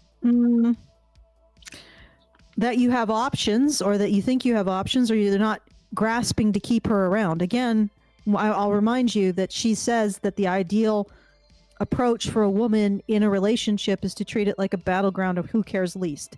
Well, guess what? This is dark psychology telling men how to fight in that battleground. Yeah. If you're not insecure, men are going to notice women. Like, it doesn't matter. We're wired to notice. I don't know if that guy's saying, you know, that you should like make sure your woman knows you're leering, and she's just so, oh, you're being a creep. No, I mean, women notice women. So, I don't know. It just sounds like wanting to control a man's behavior. And she's supposedly like either with a guy or engaged or something. So, you can imagine what it must be like to be him. Another post, he says, never be too quick to have sex. Even if you were there for the sex, never let her know that your real intention is you being thirsty and you just only want to get under her skirt. Make her feel that is the last thing you want to do with her. Women already assume that that is the first thing you want to do with us. It doesn't really matter what kind of mental games you try to play there. We're not going to be like, oh, this one's different. He just doesn't like sex. No, we're going to think you have erectile dysfunction. No. In another post, he... What an asshole she is, huh? Oh, God. Yeah, she's just appalling. Yeah, no, she's... Okay. Not everybody wants to fuck you. I mean... For example, I don't. Good Lord. Yeah, no, it's like you can be kind of guaranteed that if a man is showing you attention in public, right? In when he doesn't have to, right? Like when he's not like the cashier or the doorman or, you know, someone who's providing you a waiter or whatever, someone who's providing you a service. If he's giving you some friendly attention, you can pretty much, you know, kind of judge that, you know, maybe he might want to get up your skirt or whatever. But that doesn't mean that he's gonna do any work to get that. Like, the hell is wrong with you? I mean, like, yes, it's easier. It's way easier for women than it is for men out there, like just being able to hook up and stuff, right? Way easier. But like you don't get to take somebody else's attraction for granted just because you have a vagina. Like, Jesus. He says, be random. You don't get to say that if a man doesn't find you attractive, you know, you're throwing something, a health issue in his face. Yeah. Oh man, if the man doesn't find me attractive, he's a faggot. If the man doesn't find me attractive, he's a cripple. If the man doesn't find me attractive, he's just a worm. He's got erectile dysfunction or something. He's impotent. Yeah, what a contemptuous, like, does she realize what she's revealing about herself? Being unpredictable, plan surprise dates, show up unexpectedly, and keep her guessing. This is advice for how to be a stalker. By not following a routine, you'll keep her guessing and make her work harder to keep your attention. This one's one of my favorites. He says, never show your insecurity. Never ask a woman what she feels about you or ask for personal advice. You shouldn't give a F about what a woman thinks about you. She could easily sense insecurity from you if you seek validation from her. No, honestly, I'm going to sense insecurity from you if you were doing validation. Validation. Do you remember that woman, what she said? Oh yeah, no. You don't need validation. You don't need validation from him, or you shouldn't. No. If he doesn't like you, then fuck him. Yeah. Like, yeah, no. You don't need validation to be in a relationship. You don't need him to like tell you that you're hot shit or anything. Like this fucking bitch is all over the place. She's like, oh, you know, if you don't compliment her, why would she stay? And then the other one that she's like, okay, so this is like, you know, exemplary of how women should conduct their relationships. It doesn't fucking matter what he does. You're your own woman, you know, and fuck him, you know. It's fine. Well, she wants to be able to play the game of let's turn the relationship into a battlefield. Who cares least? But she doesn't want men to play their side defensively. Men are playing this defensively, and this snake pit that we are looking at right now, this fucking snake pit, and she's like the head snake here. This is what happens to relationships under feminism. And she has no clue what she's revealing about herself. Okay. Of these things, because men who are actually confident are upfront, they are pursuant, they keep their word, they tell you their intentions, and they follow through. Men who play games. Okay, so men who are confident, like, you realize, like, do you think that presumably this woman has a fiance, God help him. Do you think he's always confident? Like, do you like, what do you think men are?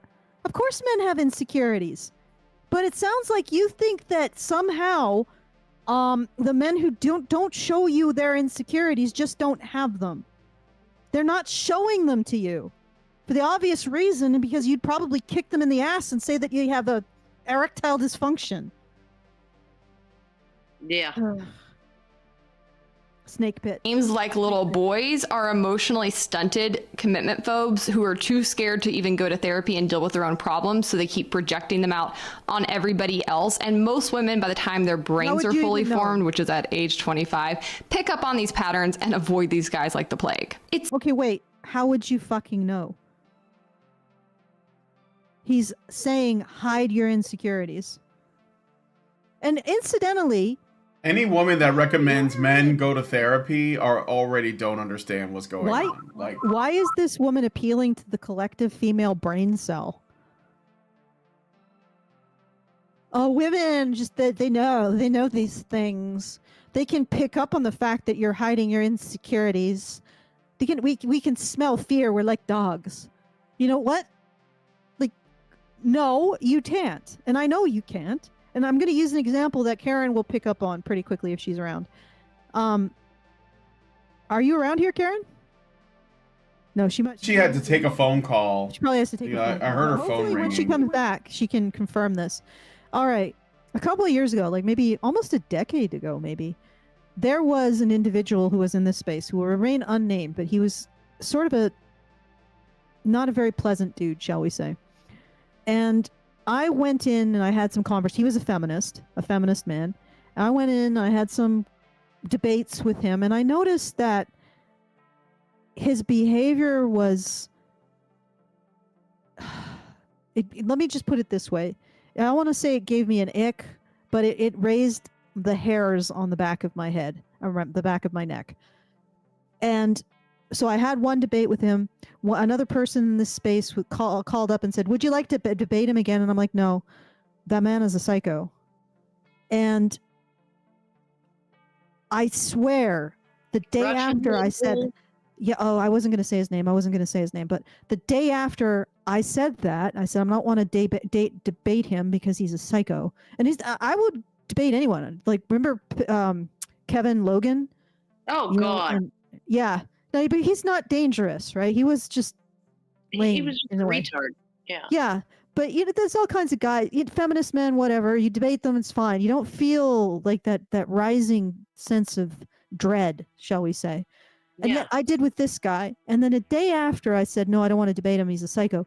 He's shot one of his girlfriends, because he had two feminist women in a three feminists in a poly quadrangle, and he shot one of them in a parking lot because she wanted to leave him. He chased her out. He gave her a ring. Here's what the skinny, okay? He gave her a ring and said, hey, out of all my 3 squeezes, I want you to be my main squeeze. And she said no and left. And he'd just come back from a trip fucking some other bitch in Australia for like 3 weeks, right? And she said no. And then he started freaking out on her. And then they were on a Zoom call or like a Skype call with this Australian woman, okay? And he's like, I want you to be my main woman, my like anchor babe. And she was like, no, I don't want to do that. And he freaked out on her, and she left the apartment and went out into the parking lot, and he came out with a shotgun and blasted her twice in the chest. And that's how it went down. Yeah. Well, that escalated quickly. Yeah, it did, didn't it? Yeah, But it really did. what occurred to me is that I picked up on he was bad news, and I know you did. Look, too, Karen. I was like, I'm not doing a fucking, like, if you actually Both look me at, and Karen picked up. If you look at that freaking thing where we were both on with him, and like for the last 15 minutes of it, I was like really making nice with him. I don't make nice with like that. I don't ever do that unless I'm like an idiot me. I was still arguing with him. Yeah, no, but I was making nice. I was like, oh, you got pet rats. I have pet rats too. You know, they're really cool and blah, blah, blah. Because I was like, you know. Don't leave a bad taste in the psycho's mouth. This is where you put your hands where they can see them and back away slowly with a smile on your face going like, I don't mean you no harm. Yeah. And both of us picked up on that. Oh, both Jesus. of us picked up on it. Because in the 3 feminist women using the brain cell, the female brain cell that Hannah Cox is appealing to here, none of them picked up on it. No. None of them. I knew, Karen knew, this is a guy you don't want to be around. And feminism, for whatever reason. So no, you don't pick. I guarantee, Hannah Cox, there have been men in your life who have been presented themselves as confident, and they haven't felt it, and they did not tell you. And it wasn't because they were insecure children. It was because you are. God. All right. This is. Can we play some more? Yes. Okay. It's so funny to me that these same guys will go on and on about women have so many choices and women are constantly thinking they can do better, and yet they also think a woman's going to sit around and put up with this. The only reason a woman ends up putting up with this kind of behavior is because they get attached or trauma bonded. It doesn't ever start out with a guy behaving this way and a girl's like, oh yeah, give me more, be meaner to me. No. Most men love bomb them, are really, really sweet to them for a period of a few months, and then slowly start to pull back and change. And by that point, the woman is attached, she's bonded with them, she's got a mind game going on where she's trying to figure out why they changed and how she can get them to be how they used to be. She might be financially attached to them. These guys like to claim that women actually don't like nice guys, they like bad guys. Okay, but the truth is that Hannah, here's the thing. They're leading with this. Okay. And if it doesn't get them results, they're leading with it, the woman can walk away because she sees what they're leading with. Right? What you're saying is guys suck us in by acting nice and then springing the asshole. Well, there's like, let's just be asshole up front. You should be encouraging this. If you genuinely believe that women would walk away, then you should be encouraging these guys to do this. Because they are putting their cards up front. They're not backloading them. So what is your problem? Is a man who becomes, like, starts a courtship with a lot of energy and upfrontness and initiative, and then they relax into a relationship. Is that what she means by them, like, pulling away when they're probably just, like, chilling the fuck out?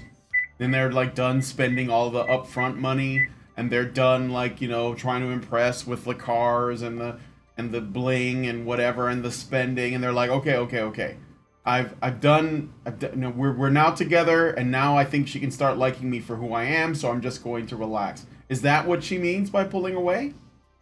Because I think that, you know, it's like that I don't know, that, or is it more like she's like a woman takes a man, right? She starts seeing a man, and she is really into him, but he's not quite right. There's like some things that she needs to change. And over time, she gets him to change in every way that she wants, right? Like, you know, your hair's too long, you should cut it.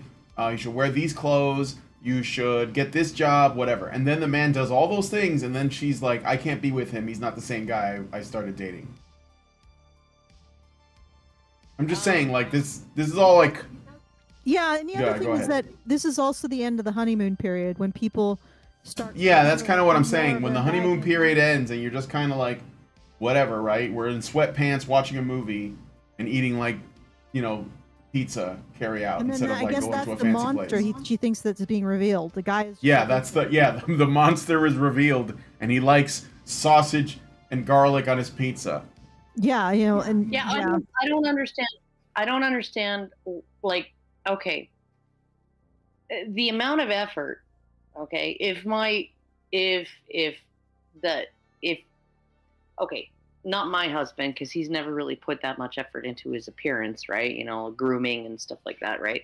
But if I was with a guy who, you know, dressed corporate, right, and I needed to dress in a similar fashion and all of that whenever I went out with him, and I needed to keep up the house to the I guess the standards of if he wanted to invite his supervisor over and his supervisor's wife over for dinner or something like that. I had to keep it really nice and all of that, and I had to like look presentable all the time, and I could never have like a headphone dent in my hair, and you know, I just would have to be like 100% like I was. Oh no, there's no such thing as sweatpants in this house, right? Or ratty lounge pants with like a hole in the ass, right? No, there's only silk pajamas, right? And fresh bed linens every day, right? Okay, you know, I suppose if I had an army of servants, I could keep the house to that standard, but I still am not gonna put on makeup or, you know, like I'm still gonna live in no makeup and sweatpants. Like that's just how I'm gonna be. And if like, yes, I dressed up. I wore a skirt and black nylons and high heels and a bustier. Oh, I looked hot.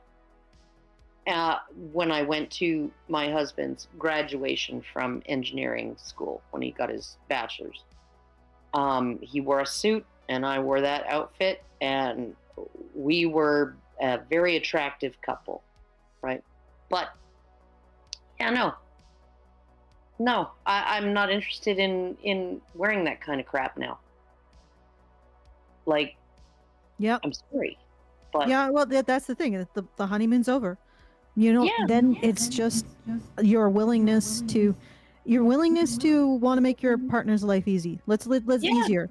Let's just let it down. Like that's the attitude you have to bring if you want a long-term relationship, and she doesn't have it. She thinks that a relationship is a battlefield in which you prove you care least. Well, and sometimes you have to prioritize. It's like I tell my husband, you know, like, okay, so you're complaining the house is a mess, whatever. What would you rather have, a spotless house or a hot dinner? Right? Which would you rather? Because you can't have both. At least not right now. Not today. Okay. Yeah, so it's All right. compromise. It's just wanting to make your partner's life easier and taking pleasure in that. Mm-hmm. Yeah. Otherwise, you're just not going to have a relationship. And even if you have a relationship, you're just not going to get what you really should out of it. All right, let's keep going. Yeah. Sorry. All right, well, a little more. I think, because I got to do a patron show today. So, I set one up anyways. So, all right, I'm going to play some more. Guys pretend to be nice guys in order to get with them and trick them. It's not that women seek out this kind of behavior. Another post says never argue. Yeah, but you're just, okay, you idiot. Like, this is getting annoying. Yeah. Okay, an elephant runs down the main street and you're like, what is that donkey doing on the pavement? No, you don't get to just bullshit your way through everything you're trying to say, right? You don't. Well, okay, but she knows what she's talking about, because she knows all of the normal women, and all of the normal women on Earth, they just want a guy that's nice and compliments them. It's not even, and has something going on and makes pretty decent money and won't feel insecure ever. Okay. And he's good looking and he has abs Yeah, and a big dick, and like could make babies or not make babies depending on what she wants at the time. Okay, that's not what I'm talking about. I'm talking about she is referencing something and then she's saying it's something completely different. Like hiding your intent to wife a woman up equals trying to train her to a Oh yeah, radiator. like chain them to the stove in the basement. Inability to comprehend something outside of her worldview. It's literally like she has glasses on that do not allow her to see the color red. And we are saying this is red. And she's like, no, this is not red. Well, yes, you don't know that because you're not wearing, you're wearing a bunch of glasses that change how you perceive the world. Because what this guy is saying, he is not saying pretend to be a nice guy, she'll love it, then spring the asshole on her when she least expects it. Oh God, no. He's 100% not saying that, and yet they're saying don't be a nice guy. That's like a freaking invitation to a false rape accusation, you retard. That's what they're saying. All right, she's literally, this guy is saying don't be a nice guy.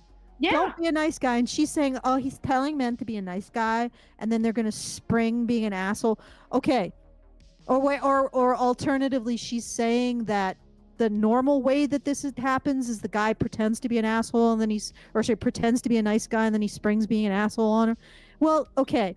If your problem is that men are ambushing you with assholishness equal to your own, lady, let's be frank, because you're the gigantic fucking asshole. But if your complaint is that men are just as good as you are in the end of the day, and they, after they've put on all of the stops to try to woo you, you find out that, oh hey, I've attracted a man who's as big of a dick as I am. But regardless, if that's your problem, then men being dicks up front is going to solve that for you. Why are you complaining? Huh? Yeah. You fucking dick. Yeah. More? Argue with her or get emotional. Anytime you get emotional, it shows her she has power and control over you. Don't argue with her, and if she is being unreasonable or disrespectful, take your leave. Basically, what you're saying is... Remember how she said that the way that women do their own work, they learn not to take disrespect? Remember that? Yeah. You don't accept disrespect. You just walk out on it. Literally, she's a cat screeching at its own reflection in the mirror. Yeah. You set the terms, you live by them. This is the battlefield you chose. The fact that men are finally coming up and saying, you know what? Queensberry rules, we get to be armed too, and you're complaining about it. Yeah, no, and like one of the best bits of advice that oh God, this was like before I even came out online. Doing videos or anything like that, or even on Reddit, right? Was this one guy? He was like, okay, so here's one bit of advice is with your wife, right? If you're married, never let her put you out of your own bed, right? If she's mad at you, okay, lie there next to her and sleep like a baby while she lies there stiff as a board, fuming all night, wide awake, furious, okay? Because that's your bed. You pay for that bed, right? It's your bed. You have every right to be in there. And if she doesn't want to sleep next to you, she can go out to the couch, okay? If she's that mad. And also, if you know you actually wronged her, if you know you did something wrong, admit it, apologize, do it once, and that's it. That's the end of it. Do not accept any freaking, your apology wasn't good enough. No, you admitted you did her wrong. You apologized. That's it. Done. Don't let her drag you back into it. Don't let her make you extract another 10 apologies from you, right? No. Make it a sincere apology. If you did wrong, you're going to feel bad. Make it a sincere apology. Do not repeat it. Make it sincere, and then that's the end of it. It's done. It's over, right? and do the same for her. If she did you wrong, she sincerely apologizes. That's it. It's done. Move on. Right? That's how adults operate. But what he said, like, was that, you know, he never realized that, you know, being her kicking him out onto the couch was actually making her not respect him, and him repeatedly apologizing, right, for the same minor transgression, you know, was making her not respect him. Mm-hmm. And even when she was demanding it, you're not welcome in this bed. I want another apology, right? I want to hear how bad you feel about what you did wrong, right? I want to hear it again and again and again. Yeah, no, if he gave her that, she just lost respect for him. You guys want to do some more? It's 5 o'clock. We've been going for like 2 hours. Yeah, no, I'm gonna have to go in about 15 minutes, so I do have some either thank way. yous. Oh, good. Okay, so I was feeling a bit bad there because I shilled my heart out, guys, and there was nobody doing any movement. But thank you to Vessa, who put in $250. Thank you. Thank you so much. And again, we do still have about, let me see what we got.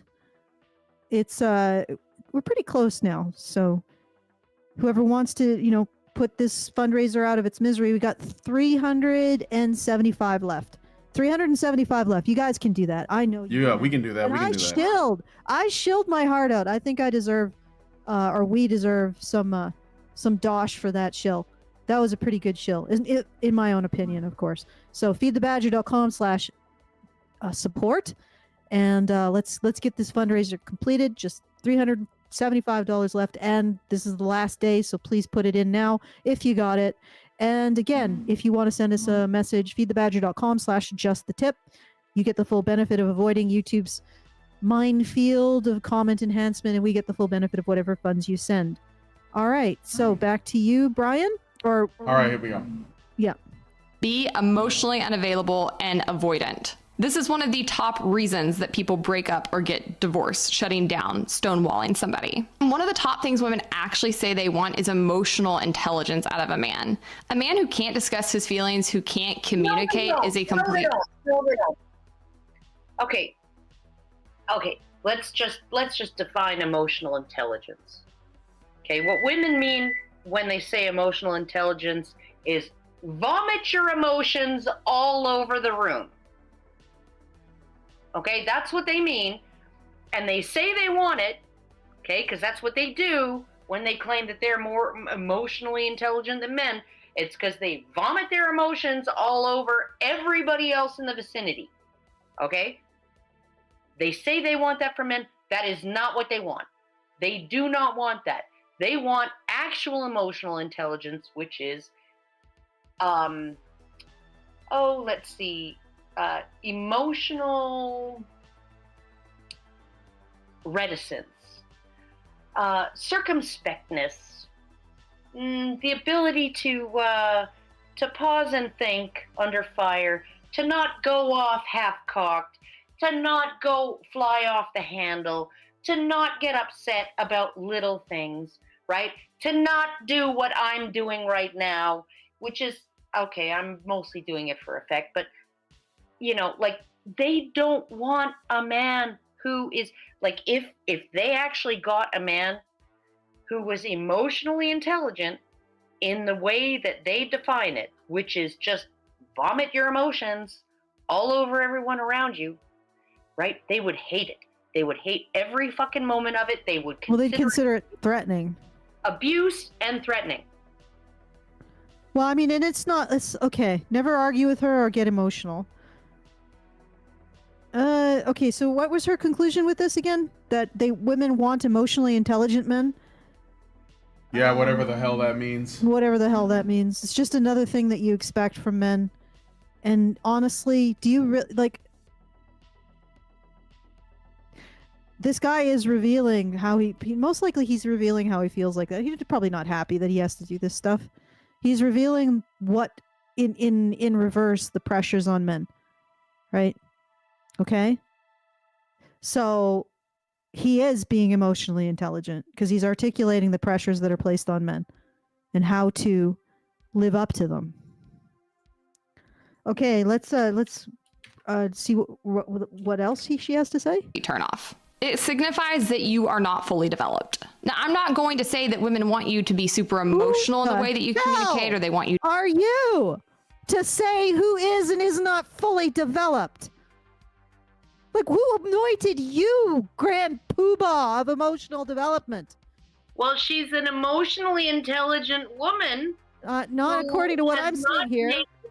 Who has said several self-contradicting things in this video alone. Yeah. You're just a woman with a small brain, with a brain a third the size of us. I don't know why misogyny is so funny to me. Oh, that's adorable. Okay, look. Nothing in this video suggests to me that she has an emotional intelligence of a walnut. Like, and what does she mean by emotional intelligence? I am aware of my own emotions. Like, when you don't let me have the lollipop, I know that that is a horrible imposition on me, and I'm going to throw a tantrum. Is that emotional awareness? Like, Yeah, no, and one would imagine. Emotional maturity is crying at work, because toddlers don't do that. Ugh. So what are we talking about? So emotional maturity for her is being aware of her own emotions. Is that it? Okay, so not being able to manage her emotions, not being able to overcome them, not being able to it's nothing to do with what you would assume, you know, like a priest or a monk or somebody who's cultivated their mind and their emotional landscape their whole life. No, that is not emotional intelligence. Emotional intelligence is blaming people for the existence of your emotions. Like, you know, having an emotion and identifying whoever's in the room as to blame for it. Is that emotional intelligence? Well, you really think that that's going to look attractive if a man does it? I don't know. I don't know if most women can actually identify who in the room is responsible for their emotions. Well, no, because it usually is themselves. Yeah.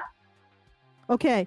You're really far from your mic, so are we gonna? Sorry, I'm putting stuff in the oven for dinner. Okay, gotcha. You got you to come to them and cry. Women have different tolerance levels for that, but your ability to communicate your emotions. So men should have an ability to communicate the emotion, but the woman should define how much, where, and when. You're sick. You literally think men exist on your forbearance. Oh no, and they always say, you know, men's emotions are your entertainment. Yeah, no, men should feel safe to cry, and then the moment a man actually does cry, well, she mentions that. Oh, no, she says that women have different tolerance for men crying. So men should express their emotions, but just, you know, be aware that how your expression of your emotions impacts me is going to be the important part here. If I don't like it, this is I don't think she should be in a relationship. I don't think she should be able to have cats. Maybe a goldfish. No, the cats don't deserve her. Just speaking as a former goldfish owner, if something isn't willing to whine when it needs food or attention, it generally dies. I don't see any actual house plants in her place either. And hey, I don't have goldfish. I don't have houseplants. They don't whine when they're hungry. They don't whine when they're thirsty. They don't let me know. They don't nag me. Okay? You know what? That's why I don't have them. You know what? Only a man could survive a relationship with this woman. I don't think a dog would. I don't think a cat would. I don't think a goldfish would. Oh fuck! I thought Only about a creature whose very like instincts were designed to manage the bullshit coming out of this creature could manage. Oh, good lord! After I divorced, I thought about dating women because I do have attraction for women, and then I spent time with more women, and then I was like, "Fuck no." Yeah, no wonder Nora Vincent ended up.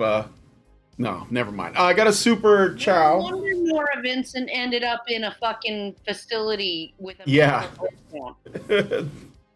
I got a super chow from Richard Bier for $5, and he says, I also got a super chow for Mr. Stupid as well.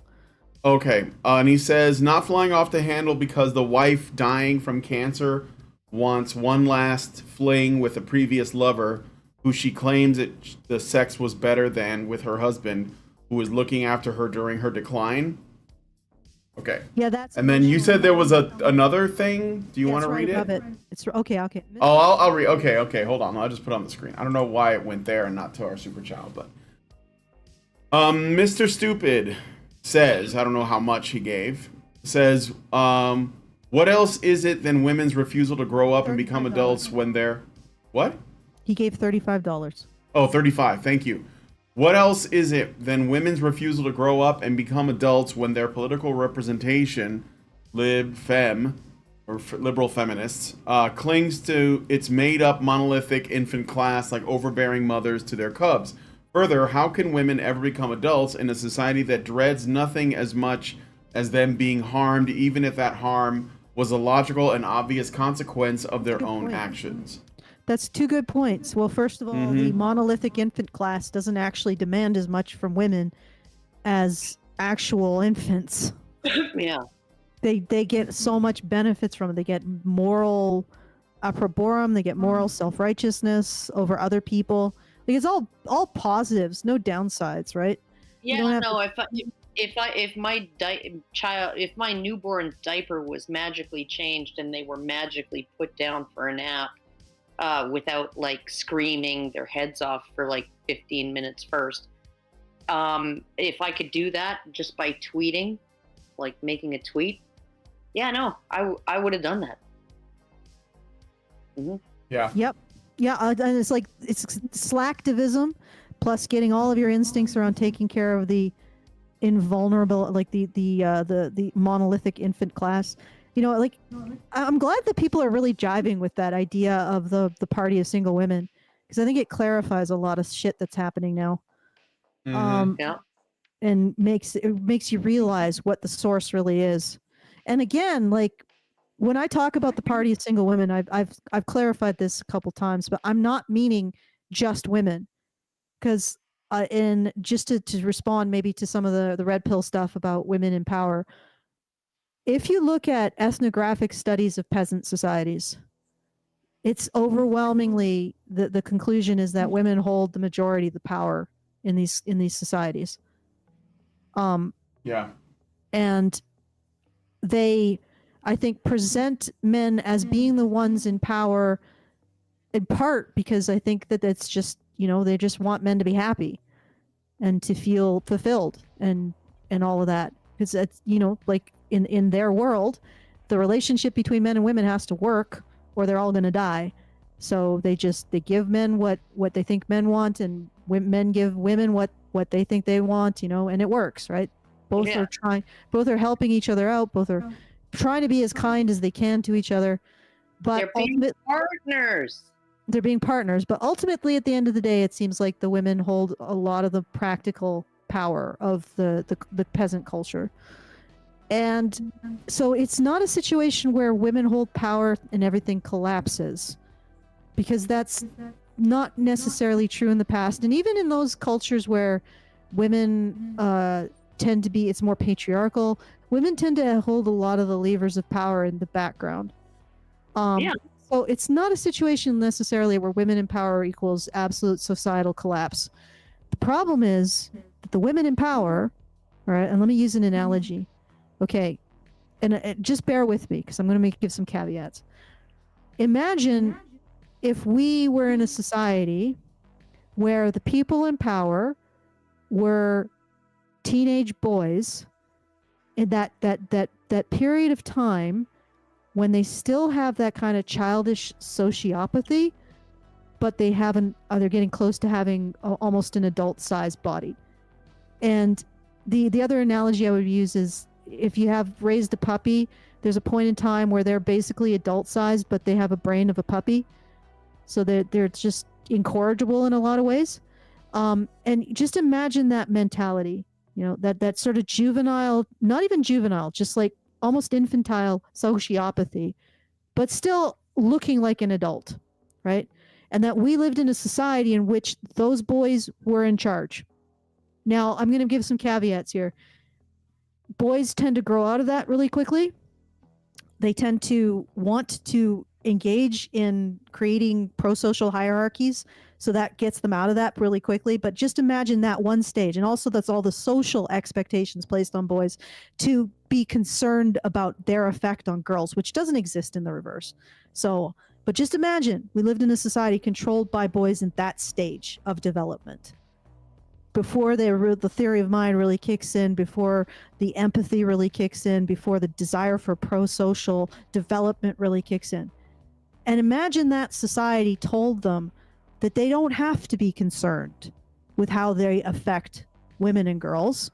In fact, if they're concerned by how they affect women and girls, they're fools and patsies. Yeah. You know, they're idiots. They're being taken advantage of. And in fact, they should do the reverse, the opposite.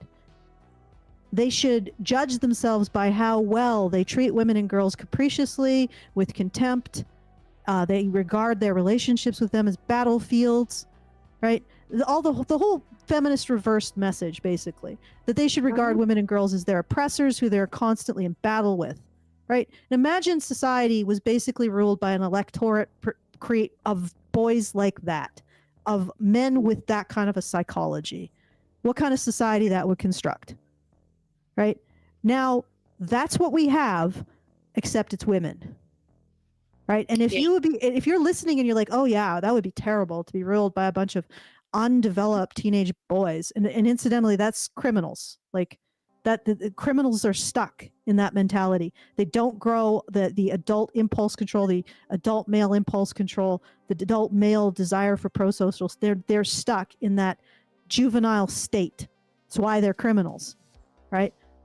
You imagine that. You understand that society would suck to live in, because the people in power are responsible to nobody, and they are not developing an adult sense of moral responsibility, right? And you'd understand that. And it's not controversial at all to say that teenage boys with no sense of responsibility to anybody are going to be terrible to lead a society. I don't think anybody would argue that that's not true. You know, I think they would argue that how likely it is to happen, which I would agree. But I'm just using this as a thought of experiment.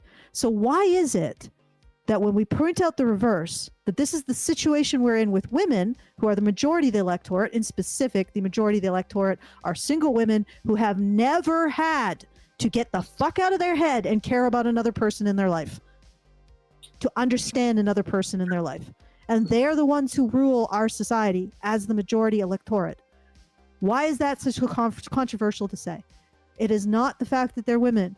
It's the fact they've never gotten the fuck out of their head, overcome their juvenile sociopathy and their genital urges, learn to control their genital urges, which they think, like, basically ejaculating their genital urges all over everything is emotional intelligence. It isn't, ladies. Okay? Why is it that pointing that out is considered controversial when we know that boys, absent direction, absent an understanding and a concern for how they affect women and girls, are not good creatures? But the reverse is also true. Women, absent an understanding of how they affect men and boys and responsibility thereto, are abominable creatures, and they should not rule a society. And that's the fundamental difference. Those peasant women know their responsibilities, they care, they're kind, and they understand the necessity of the balance between the sexes, and they value men. In fact, in many of those societies, the best thing about life is your partner, right? You get a fucking partner. What kind of pleasures do you have in life? You know, the occasional May Day celebration and fucking your husband. That's it. Right? But Allison, are you asking what is good in life? Because I can tell you. Oh yeah. No. You're the lamentation of the women. Okay. Yeah. Go. Destroy our enemies. Watch them be driven before you, and listen to the lamentation of the women. Yes. Okay. I'm gonna bring it home. All right. It's all right, bring it home. I am going to go. It is the party of single women who do not recognize anything outside themselves as having value or importance or having to answer to anything but themselves. It is a solipsistic juvenile sociopathy that we are dealing with. And I would say Hannah Cox, I don't know, maybe she's a completely different person when she turns the camera off. But what she is presenting here, she is a sociopathic juvenile. Well, she's still a feminist. That ultimately, it doesn't matter what you put in front of feminist.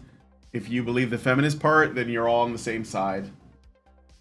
You're against men, basically, and men's voice and men's perspective. Okay, Karen, you're gone, I assume. So yep. I have a super chow, and then I guess we'll wrap it up, and I'll do the patron show. So Richard B. gives us $5. Thank you, Richard, and says, Allison, that goldfish is perfect fine doing the backstroke at the top of the bowl. I don't think that's a swimming move.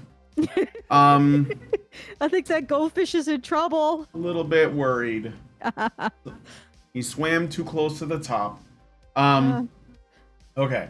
So I'm gonna take Hannah Cox off the screen there. I think we can finish this off. I didn't actually finish this video because I started to experience rage, and I was like, okay, we'll just come back to this later. I think it does get worse though. I can understand why you experience rage listening to this. Yeah, it's a bit rage inducing. But the main thing that bothers me about it is the fact that she's calling herself libertarian. That's my main problem with it. because she wants to advocate for feminism better. Well, no, I think it's straight up entryism. It's just it's entryism. Because libertarianism is mostly popular with men, right? Because men tend to want to be more like away from things like a nanny state and authoritarian like governments. They're basically like, oh, look, I can take care of myself. I don't need you. That's the essence of libertarian, right? Don't step on snack. And women like this come along, they're like, oh, you guys got a nice ideology here, but I don't see any vaginas, so I'm gonna join this group. And of course, because they're men, they're like, oh yeah, please, we need more women to join because women are basically gonna decide whether or not we exist as an ideology, as a party. And then they go in there and they're like, oh, I mean, a lot of this looks really good on paper, but man, there's a lot of sexism. Some of this stuff's gotta change. It's way too patriarchal. I'm going to call patriarchy government, and then I'm going to use that operatively and dismantle this from the inside. And that's why it bothers me. That's what bugs me about it. So anyway, no, that there's a lot of, and I mean, that's a nice ideology there. It would be shame if I feminized it. Oh, good Lord! But no, it's all right. Ultimately, I wanted to get just put that out there. It's not women. It's the party of single women. It's women without men, to be honest. What a surprise. We need both. I mean, we both evolved. We need each other. And we don't just need each other. We need to understand each other. Okay?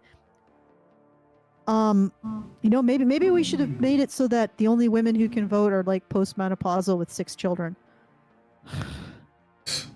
Then the world would never have been anything but well, I mean, apparently they're trying to mobilize the Swifties, which is basically the party of single women. So we'll see. But yeah. What a bunch of people embracing misery. Anyway, so once again, we are doing our monthly fundraiser. We have about 375 still to go. Thanks again to Vesa. Thanks again to who else put something through? Reeve, REI. I don't want to say anything more because I don't know if it's a proper name. I try not to. I know it's a little bit like I try to thank you guys, but not in a way that might compromise you. So sorry if it's confusing sometimes. So thank you to Reeve. He put through 100. Oh, he did? Yes, he did. Hold on. No, well, not recently. It was during the show. Oh, okay. Okay. Yeah. Okay, so we got 110 Reeve, and then 250 from Vessa, and I think $5 from Silver Bullet, and Good news, everyone! Again, 375 left. Very much appreciated everybody supporting through Super Chow. That it does help us out as well, but we do need to get that fundraiser done. Feedthebadger.com/ not just the tip. Feedthebadger.com/support to support us for the month. We just got a Super Chow. Thank you. Yep. Mr. Stupid gives us $15 and says, so Allison, how about this? If we as a society, and especially us men, are unwilling to have women face the consequences of their actions, is it maybe us men who also refuse to grow up ourselves in making women our monolithic infant class? The answer is yes. And ultimately, it's got to be a dynamic. And I say that, I think women sort of have to make the first move on this. And we have. If I could be so bold and arrogant to say, I have attempted to make the first move on this, to say, okay, this is no good. And, like just going through things like Hannah Cox is offering and just pointing out that she is literally saying that women should treat relationships like a zero-sum game, a battlefield of who cares least. And then she's freaking out because men are saying, well, we need to treat relationships like a zero-sum game, a battle of who cares least. Like, you set the terms, dear. You said, we're playing checkers. And men said, okay, we'll play checkers. And then you're like, why are we playing checkers? Because you set the frickin' terms. Yeah. All right. So, I think women need to call this out. They need to start presenting this as, this is not healthy. And, maybe women need to take the first step, but yes, men also need to help out by, holding women to account. But sometimes I wonder if maybe they need to see other women holding women to account before they can do that. I don't know. Go ahead, Brian. Oh no, I agree. I was just gonna say that. So I think that men and women are the younger generation of men are moving in the right direction, but the women are not following, despite what all of the the supposed pro-male people will say. They'll say, oh, if men lead, women will follow. It's not happening. It's not happening. Yeah. So some women it's got to come from within in order to make change. This way, women are being led. Like, they haven't really changed anything. They still want a man who makes more than them so that they don't have to work. Like, which means that they will be financially reliant. They still want a man they can be financially reliant on. They haven't just changed that for a companion. And then they are still basically being led by men. They're just being led by the CEOs that they work for, the politicians that they work for, all the men who are so-called alpha, they're just basically in harems. It's the same thing that the harems were. People are like Bronze Age societies. Oh, harems were these salacious things where men were the sultan was. No, the harem was like a bureaucratic instrument. The sultan probably had more women than he could ever even have sex with. They all just wanted to be in the harem because it was a guaranteed income, and then they felt good about themselves. It's so much better to be a harem girl than the wife of a freaking farmer. He's got more status, you see, and it's easier job, and it's less frightening. You don't have to worry. You don't have to put yourself out there. You can just be behind the walls and lounge on silk cushions and bean count, and feel like you're an impressive person because you're somehow connected to the big man. That's the same thing that we have now. All these women with their corporate jobs, they're connected to the big man. They're doing work for the big man. They're in the big man's harem. Nothing has changed. Except we're doing the stupid thing that leads to social collapse. Like, I don't know what to say. This woman is not independent. In fact, she's probably even more dependent than the wife of the farmer.